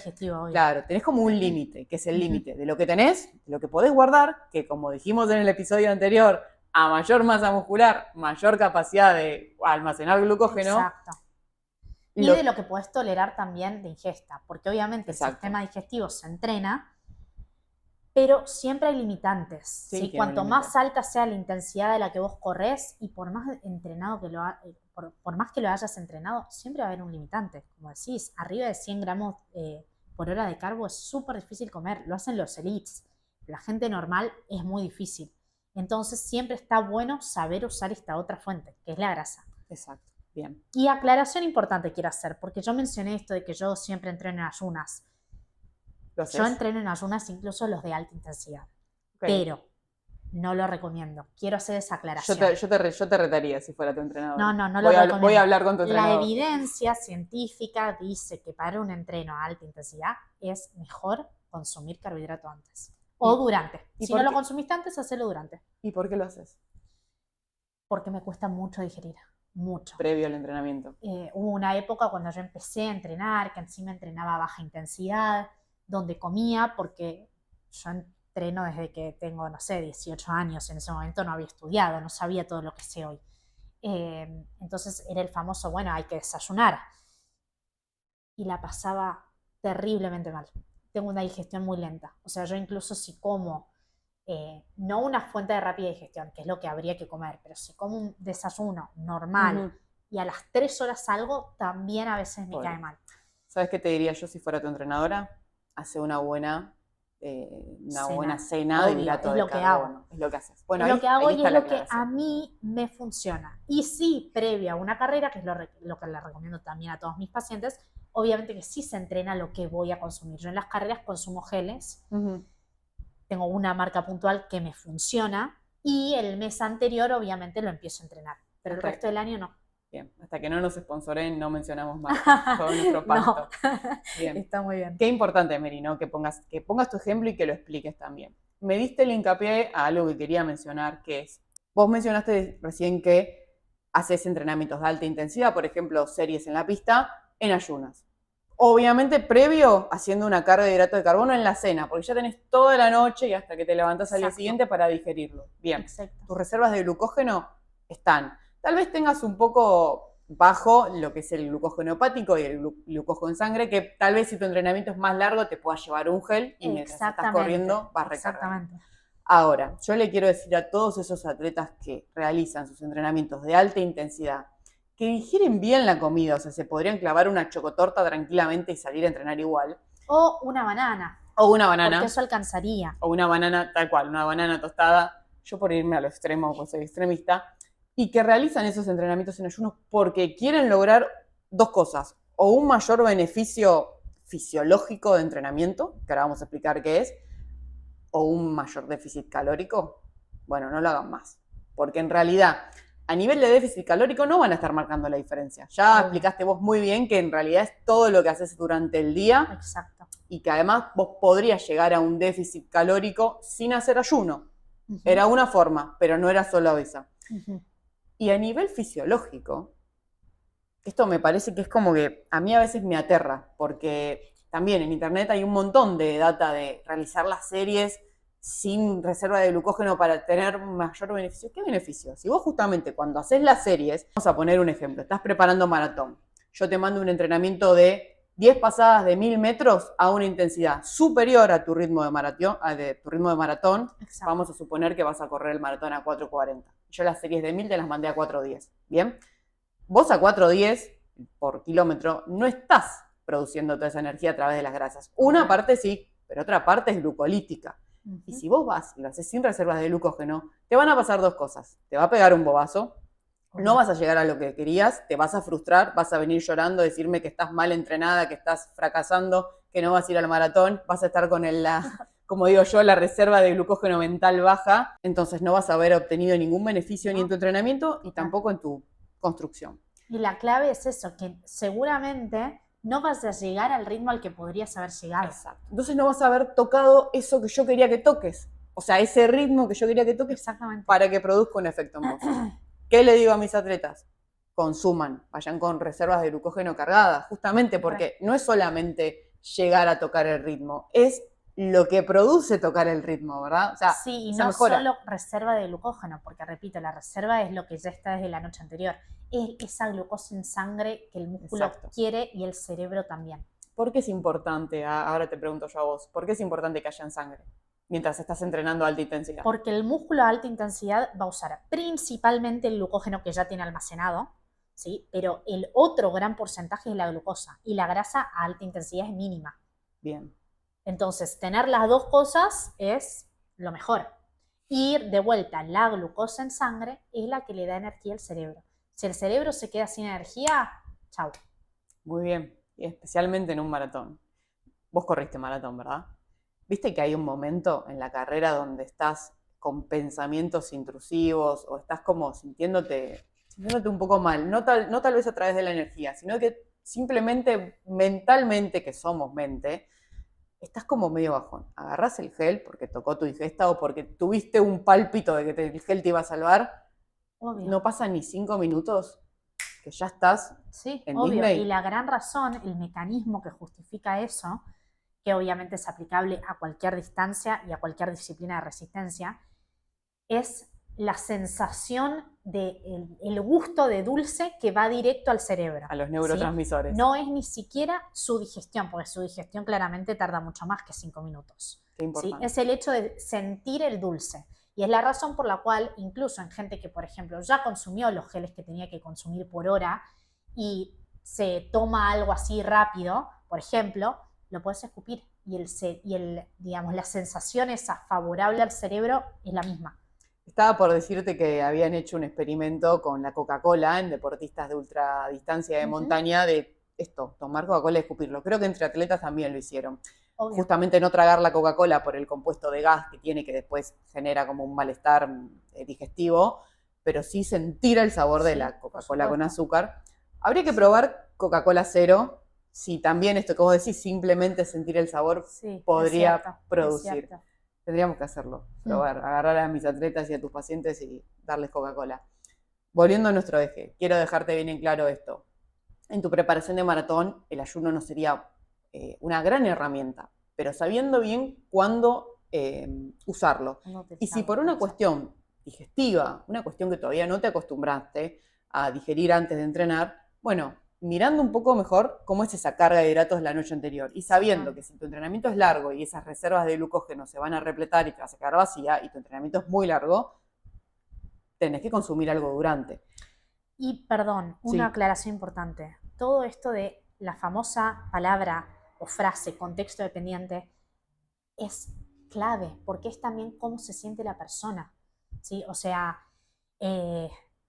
a mí no me pasa. Yo a veces incluso parece un pecado lo que voy a decir, porque no me parece que se tenga que tomar como ejemplo, pero he hecho entrenos largos para mi preparación de maratón en ayunas y cuando eran a baja intensidad o cuando no estaba cerca de la carrera no comía gel. Mi intensidad no se afectaba y mi sensación tampoco. Entonces yo estaba bárbara, pero si vos te sentís más o menos mal, decís, che, me faltó algo, comé. Bien. Es tan básico como eso. Estás rompiendo mis barreras, pero a la vez estás dándome la razón, algo muy importante, porque por lo general uno como entrenador siempre alienta al atleta que haga una ingesta. Sí es muy importante lo que vos decís, escuchar tus propias sensaciones. Se ve que vos en tu base genética y en tu base de entrenamiento tenés una muy buena adaptación a la producción de energía a través de las grasas. Exacto. Así como cuando me hiciste el test de VO2 Max me dijiste que yo tenía una gran base aeróbica, que todo mi espectro era aeróbico, lo cual estaba bueno, después de muchos años de haber entrenado para maratón. Tal vez vos tengas esto que estamos mencionando, una muy buena producción de energía a través de las grasas. Algo puede ser genético, puede ser que lo hiciste así toda tu vida. Me parece que es muy importante agarrar al atleta como único, ¿verdad? O sea, como individuo y trabajar en él según las individualidades que tenga. Uno como entrenador tenemos un ABC, bueno, hace esto, hace esto, hace esto, pero está bueno esto también, cada uno poder conocerse y saber especialmente en qué momentos siente y cómo se siente esa baja de energía, ¿no? Exacto. Y cómo responder ante ello. Que es la razón principal por la cual me parece importante ratificar en este podcast que acá estamos dando evidencia, estamos dando conocimiento que, está fundado básicamente en hechos, no es solo opinión. Y no estamos pero no bajando somos línea. las profesionales que atienden a todos los que están escuchando. Entonces, si alguien quisiera una atención personalizada, bueno, sí, venite a mi consultorio y te voy a atender y te voy a dar la recomendación que es práctica y mejor para vos. Pero acá uno trata de generalizar y bueno, no todas las generalizaciones aplican. Perfecto, tal cual, tal cual.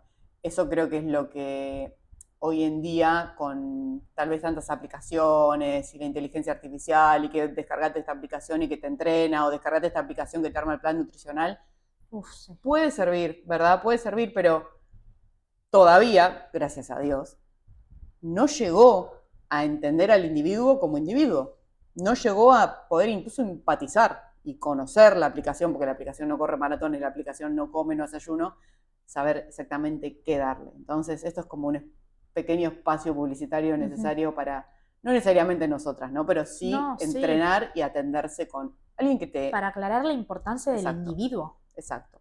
Y hablando de importancias de individuo, como para ir entrando a lo final, que creo que ya decimos como un buen paneo de salud, bienestar, incluso vimos el rendimiento. Yo te hablé a vos como maratonista, pero la realidad es que el maratón incluye la posibilidad de trabajar todos los espacios fisiológicos que buscamos adaptaciones, porque entrenando para maratón se pueden hacer trabajos tranquilamente de velocidad y podés mejorar tu marca en 5K como en 10K, incluso en una preparación de maratón.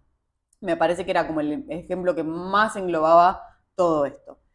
Ya hablamos de salud, ya hablamos de rendimiento. Ahora te quiero hacer 2 preguntas que para mí son fundamentales, que no nos lo podemos perder. En la mujer, ¿cómo debería ser la nutrición? Y en la lesión. Yo sé que arrancá con la que quieras. Yo sé que en la mujer es re complejo porque así somos. No, Somos te voy a mujeres. sorprender. ¿Sí? Te voy a sorprender. Sí. Bueno, mujer y lesión. ¿Cómo es la nutrición? Preguntón. ¿Y cómo es la mujer lesionada? Preguntón. Bueno, sí, la respuesta es, hay diferencias entre hombres y mujeres. Voy a intentar hacerlo lo menos técnico biológico posible. Hay algo llamado triglicéridos intermusculares, que son células adiposas que guardan triglicéridos o grasa entre las fibras musculares. Y hay otra que son triglicéridos intramusculares, o sea, los que están, las células adiposas que guardan triglicéridos dentro de cada fibra muscular. Se ha estudiado y se sabe que la grasa intermuscular está asociada a un entorno más inflamatorio, a un entorno de resistencia a la insulina, a un estado de, digamos, no salud, ¿sí? Mientras que los intramusculares son los que están más altos en los atletas, porque les funcionan como fuente de energía rápida a las fibras musculares. ¿Por qué te estoy hablando de esto? Porque se sabe que las mujeres tienen más reservas de estos triglicéridos intramusculares que los hombres. Entonces, ya de entrada hay diferencias fisiológicas o biológicas entre mujeres y hombres. Una gran diferencia es que la mujer, vos quizás hasta lo ves en tu práctica, tiene esta capacidad de reservar mejor el glucógeno, porque depende más de la grasa que está almacenada dentro del músculo que el hombre. Y por eso, de hecho, se tiende a decir que la mujer tiene mejor resistencia. Eso te iba a decir. Dice, es la gran frase y el gran estudio en avance. Está bien que el deporte femenino está años atrasados al lado del masculino, pero se dice que la mujer al hombre en lo que es resistencia, que de hecho ya pasa en algunas carreras de ultradistancia. Sí. En natación pasa mucho. Sí, exacto. Sobre todo porque también en natación está implicado la flotación. Claro. Y la mujer tiene más grasa. Sí, y como materia aislante, y esas dos ¿verdad? cosas juntas, la flotación más la resistencia, hacen Bien. Que la mujer se empareje más con el hombre en todo lo que es natación. Bien, yo creo que justamente cuando la mujer logre equiparar esos años que tuvo en diferencia con los hombres, vamos a empezar a ver el gran rendimiento, que de hecho las marcas, la mejor marca en maratón de mujer y la mejor marca en maratón en hombre, no hay tanta diferencia, ¿verdad? O sea, la mejor mujer maratonista es un buen promedio maratonista hombre, claro, ¿sí? Claro. Bueno, esa es una diferencia fisiológica clave y se sabe que estas diferencias están mediadas en gran parte por el estradiol, los estrógenos. Entonces, eso es para responder, sí, existen diferencias, pero la gran pregunta es, ¿estas leves diferencias mecanísticas resultan en diferencias que tengamos que hacer a nivel práctico desde el entrenamiento, desde la nutrición? La única manera de controlar, de establecer eso, es mediante estos estudios controlados, aleatorizados que hablamos o mencionamos antes. Y hoy en día, si bien está habiendo cada vez más estudios, es algo dificultoso, porque cuando se reclutan muchas mujeres, que es lo necesario para poder aplicar estadística y tener potencia en un estudio, o se reclutan muchas mujeres y se les quiere someter a, por ejemplo, un protocolo de entrenamiento y o de nutrición, sabiendo en qué etapa del ciclo están, es muy costoso, porque hay que usar tests que determinan las concentraciones de cada hormona en distintas etapas del ciclo, en distintos ciclos, porque cada ciclo es distinto, y debido a las grandes complicaciones económicas y de reclutamiento de estos sujetos, bueno, los estudios se hacen más difíciles. Pero, repito, hasta el momento hay hechos varios estudios y te voy a hablar de un estudio metaanálisis que reclutó varios de estos estudios y trató de llegar a una conclusión. ¿Y qué dijo? A ver. Yo quiero hacer una aclaración primero, que lo que diferencia en muchas cosas, ¿no?, a la mujer del hombre es el ciclo menstrual.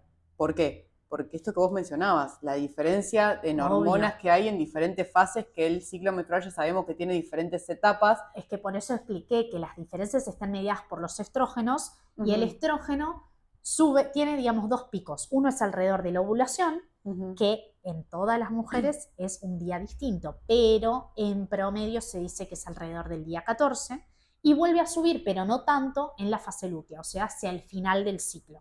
mientras que la progesterona también sube y en el único momento donde está alta es en la fase lútea.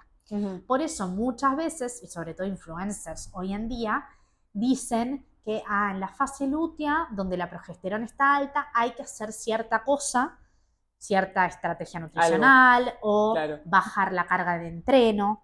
Sí. Mientras que cuando los estrógenos están altos, tu rendimiento es mejor y entonces podés entrenar fuerte. Bueno, sí, no. A eso iba con, ¿qué dice el metaanálisis que reunió efectivamente muchos estudios controlados? Bueno, vayamos al papel. ¿Qué hicieron? O al iPad.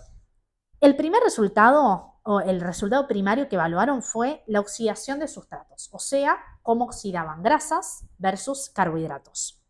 Durante ejercicio continuo de intensidad moderada, o sea, el 70% del V2 max, que es intensidad entre el umbral, alrededor del umbral 1, ¿sí? Entre la zona aeróbica y la zona media. Sí, vas cómodo, pero no tan cómodo.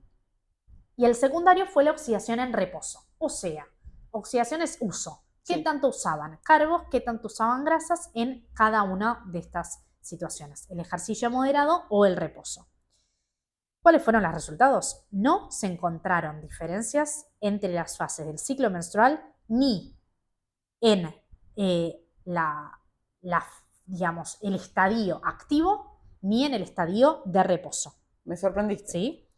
Y esto fue así, digamos, tanto en las mujeres que menstruaban, que tenían eumenorrea, o sea, un ciclo normal, como también en las que estaban en tratamiento anticonceptivo.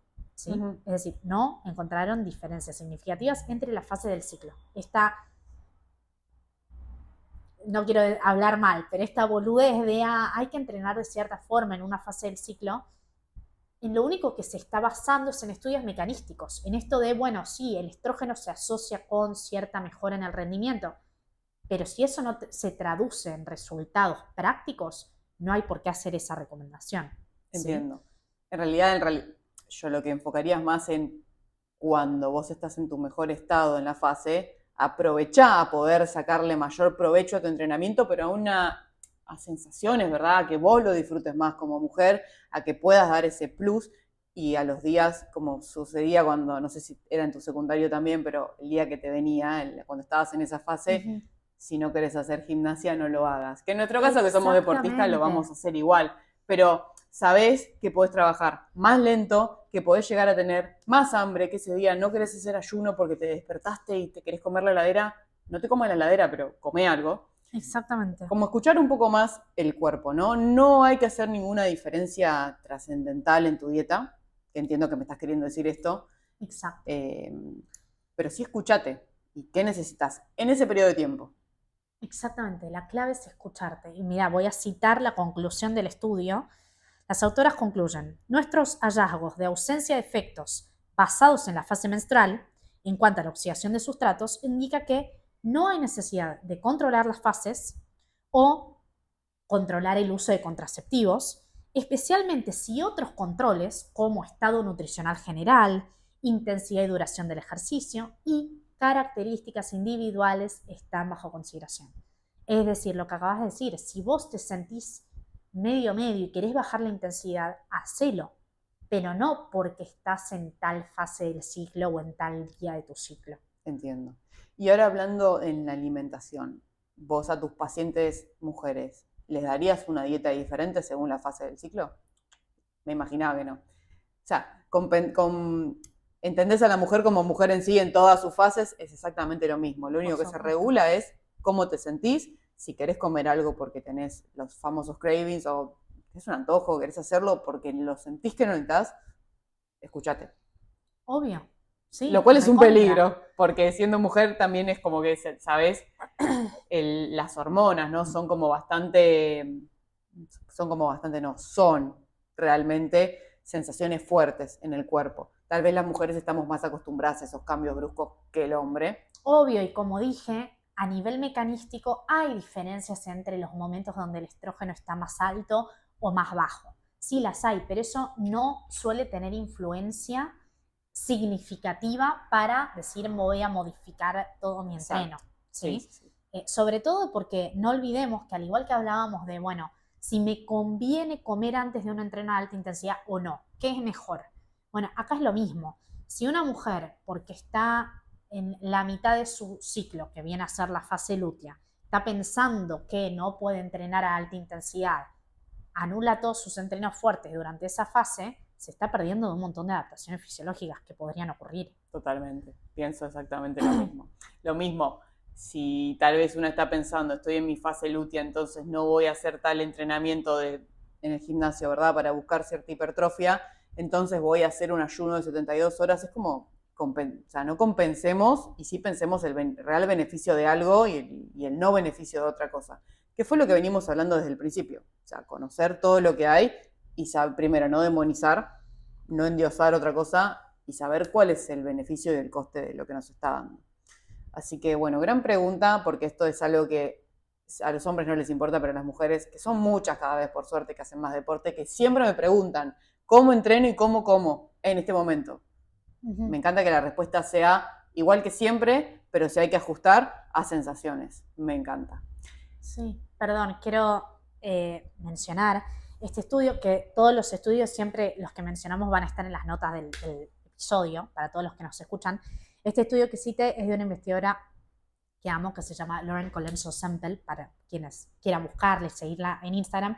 Es de Estados Unidos, así que habla en inglés, pero es muy bueno en que esto lleva la ciencia a la práctica, ¿sí? Hay otra investigadora que es súper conocida, que todo el mundo digamos, se escucha en redes hace mucho tiempo, que se llama Stacy Sims, que también habla desde la ciencia, pero a veces cita, qué sé yo, estudios en ratones que no tienen traducción al humano. Entonces hay que saber un poco, no necesariamente interpretar la ciencia, porque claramente la mayoría de los oyentes no van a ser científicos, pero sí hay que saber de qué estudio nos están hablando, ¿viste? Saber diferenciar un poco eso y no tomar todo lo que te digan en redes como... Sí, sí, incluso lo que decimos nosotras. No tomen todo lo que decimos nosotras como certero, ¿cierto? Porque nos podemos estar equivocando. Obvio, en todo, ¿verdad?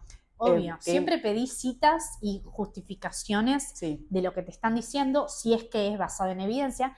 Y si no es basado en evidencia y es opinión o sensación, bueno, acláralo. sí, sí, sí. Tómalo todo con pinzas, como dice la famosa frase. Bien, me gusta esta aclaración. Vamos a cerrar cortito al pie con cómo es la dieta o cómo debería ser la dieta en un periodo de lesión. Yo hace 3 semanas, tuve un pequeño desgarro. Estuve no literalmente parada, pero sí tuve que, digamos, regular un poco mi intensidad, trabajar por ahí con un menor gasto energético porque me tuve que subir a la bici, o hubo días donde tuve que no hacer nada. ¿Querés saber qué hice? A ver, no? ¿qué? Bueno, implementé el ayuno, porque me di cuenta de que si por una cuestión de que yo venía en una dieta de alta carga, venía consumiendo azúcares, azúcares que necesitaba, porque había tirado un fondo de 22 kilómetros el sábado pasado y el sábado siguiente estaba lesionada. Obvio que me iba a querer comer la heladera y que fue una cuestión hormonal, ¿verdad? Porque ya venía con eso. Dije, bueno, ¿cómo voy a hacer para no querer hacerlo y no frustrarme en el proceso? Claro. No terminar haciéndolo simplemente porque lo restringí tanto y que ya a esta edad que tengo es como que ya va. Ok, implementación del ayuno para regular la ingesta calórica que yo iba a tener en ese periodo de tiempo. Tu approach número 2. Bien, ¿qué más hice? Elevé las proteínas porque bajé los carbohidratos y porque necesitaba saciarme, ¿no? Y dije, bueno, es buen momento para mantener mi masa muscular intacta. No puedo ir al gimnasio y si voy al gimnasio no puedo hacer piernas. Quiero que mis músculos estén bien. Proteína arriba, carbohidrato abajo. Y acorté el tiempo de ingesta. Las grasas, la verdad, es que no saqué mucho cálculo. Perfecto. Comí lo más necesario, que en realidad lo que hice fue buscar la grasa a través de los alimentos de proteína que consumía, que ya vienen con un Muy valor bien. Lo que hiciste es espectacular. Bien. Te sacaste un 10. Muy bien. Un 10, porque de hecho es lo que te voy a sugerir. Es decir, básicamente, obviamente, va a depender de la lesión, ¿no? Pero hablando de nuestra población de escucha, que tienden a ser corredores, que pueden tener lesiones musculares, tendinosas, a lo sumo alguna fractura por estrés, que esperemos que no, pero bueno, son lesiones de ese estilo, no, digamos, traumatismo de cráneo, ¿sí? Claro. Porque eso ya es otra cosa. Sí, lesiones que pueden llegar a durar entre 3 semanas a 2 meses. Bien. Básicamente. El principal objetivo acá tiene que ser garantizar de vuelta el requerimiento energético. Que, ojo, acá está la dificultad de balancear el hecho de que seguramente venías de gastar un montón en el ejercicio y ahora vas a estar sedentaria, pero el famoso factor multiplicador del que te hablaba antes que contemplaba la actividad, ahora tiene que contemplar el estrés relacionado con la curación de esa lesión.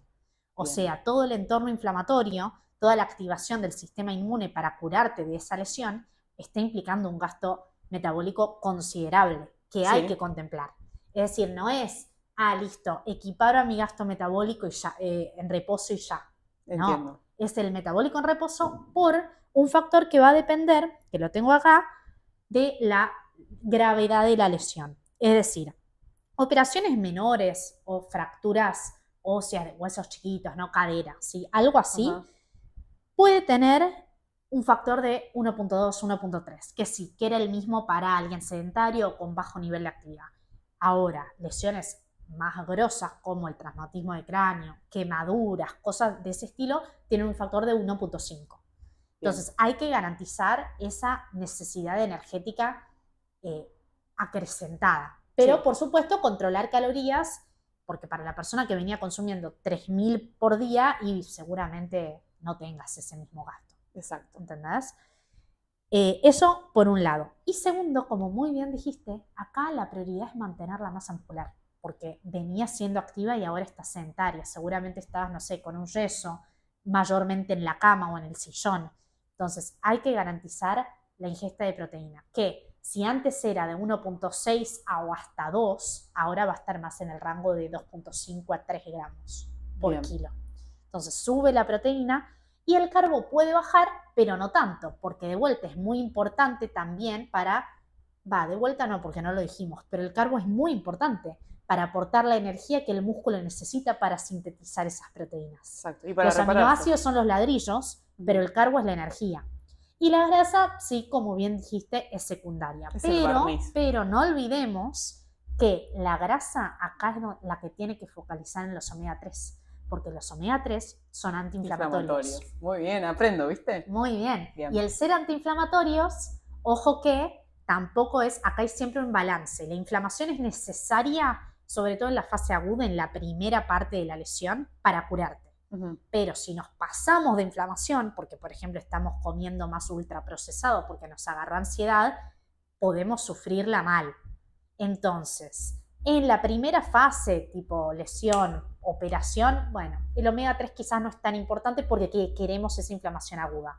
Pero en las fases después de recuperación, de rehabilitamiento, donde la proteína empieza a adquirir mayor y mayor importancia, ahí también adquiere mayor importancia los omega 3. Bien, qué importante, y creo que es tan complejo la dieta de una persona, especialmente una persona que entrena, y lesionarse es también un desafío nutricional, ¿no? Algo que acabas de mencionar que para mí fue clave es la ansiedad frente a una lesión. Yo me he lesionado millones de veces y cada vez que me lesiono, ansiedad. Está bien que no es muy difícil que para mí me dé ansiedad, pero sí es verdad que alimentos del tipo azucarados está comprobadísimo que elevan la ansiedad. Entonces, lo quiero traer porque me parece que es muy importante. Una dieta alta en proteínas, baja en carbohidratos, baja hasta ahí, como vos dijiste, para que el cuerpo pueda... Baja en carbohidratos de mala calidad. De mala calidad. Alta en carbohidratos complejos. Sí. Los que tienen fibra. Exacto, como explicaste al principio. De bajo azúcar justamente no van a estar alimentando esa ansiedad tuya por no poder entrenar. No es que no la vas a sentir, porque obviamente que vas a sentir un poco, pero no va a estar exacerbada esa sensación de que a muchos deportistas les puede pasar esos atracones mentales donde estoy lesionado, no puedo correr por 2 días y es la muerte. ¿Qué comiste antes? Claro, lo que es bajo es el azúcar simple. Exacto. O sea, la torta, la galletita, evitémoslo. Sí. O sea, no, lo que tiene que primar en una alimentación para todos, deportista o no deportista, que me parece que con esto este es el principal mensaje que quiero que se quede el oyente, es una dieta tiene que tener la cantidad adecuada para vos y tu contexto de proteína de alto valor biológico, carbohidrato complejo, o sea, con fibra, grasas buenas, poliinsaturadas, omega 3 y micronutrientes. Que si garantizás la variedad de colores, es decir, de vegetales de distintos colores, vas a estar garantizando tus minerales, vitaminas y antioxidantes. Bien, Esto me da también el pie a decir, no tengas una dieta basada en suplementos, suplemento de proteína, suplemento de recovery, porque te estás perdiendo esos minerales, ¿no?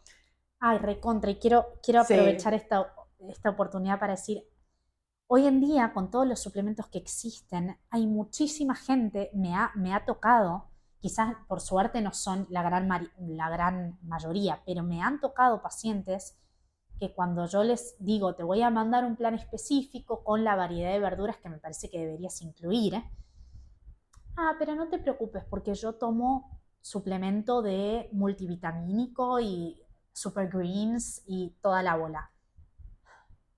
sí, entiendo. O sea, Sí, realmente me quedo entiendo. así, sin palabras. Es como estás desaprovechando la matriz nutricional que te aporta el nutriente, la belleza de sabor incluso que te aporta combinarlos en una ensalada, en un mix de verduras crudas, por tomar un suplemento. Sí, Que, digamos, cuando no se puede, por ejemplo, esto de te vas a la oficina, tenés que cubrir tu sí, sí, sí, proteína, ¿se puede reemplazar un pollo con un whey?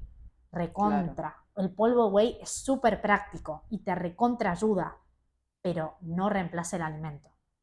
Esta mañana estaba en una reunión con un atleta que va a correr el cruce, que es, para los que no conocen, es una carrera en etapas, y me dijo que se llevaba el suplemento Recovery. Yo le dije, perfecto, terminás de entrenar, seguramente estás un poco asqueada, te preparás el Recovery y te lo tomás. Contexto, está en una carrera en el medio de un campamento, le quedan 2 días más para correr. Obvio. Obvio que ahí el suplemento es bueno. Tu vida diaria, vos, ahora, terminamos de hacer esto, no nos vamos a comer un suplemento, vamos a comer comida, porque podemos, ¿no? Y me parece súper importante, porque realmente las cosas, la ciencia es funcional, pero en un contexto. Un suplemento es útil, sí, y es bueno, sí. Ahora, abusar del suplemento, no, lo mismo, como el ejemplo del cumpleaños. Vas a ir al cumpleaños y vas a decir, no, yo solo como comida real, no, comé lo que hay, disfrutá el evento, no lo traslades al resto de tu Exacto, el vida. balance es parte de la vida. Somos Exacto. seres sociales, culturales. De vuelta, esto de la carne roja, no puedo evitar que vivimos en Argentina. O sea, no Asado. voy a prohibirles el día de asado a los pacientes. Yo no voy a Sí, evitar el dulce de leche. moderarlo, ¿entendés? Sí, comprendo. Moderarlo, moderar la torta y el dulce de Ujú. leche y el alfajor. Sí, totalmente. Con todo un contexto, lo mismo con la suplementación. Mary, creo que hemos hecho un barrido, pero completo. Nos quedan un montón de cosas en las que especificar, pero no nos da el tiempo y también creo que está bueno dejar un poco de lugar. De lugar a la pregunta, De ¿no? lugar a la pregunta. Yo invito a todos los que llegaron hasta acá a que se tomen, por favor, el tiempo de escribir qué más quieren saber de todo lo que dijimos, porque dejamos un montón de puertas abiertas, que está buenísimo para generar esto, la intriga y el lugar. Nos encanta hacer esto, nos encanta, por eso hace 2 horas que estamos acá y vamos a seguir estando. Queremos agradecer a toda la crítica que tuvimos hasta ahora, tus pacientes, mis atletas, gente que no nos conoce, que nos pareció como re mágico, que comentaran Sí. y que siguieran el podcast. Muchas gracias, muchas Sí. gracias. Dejamos la puerta abierta a un próximo episodio que todavía no sabemos de qué va a ser, pero va a estar buenísimo, ¿no? Muy bien. Ok.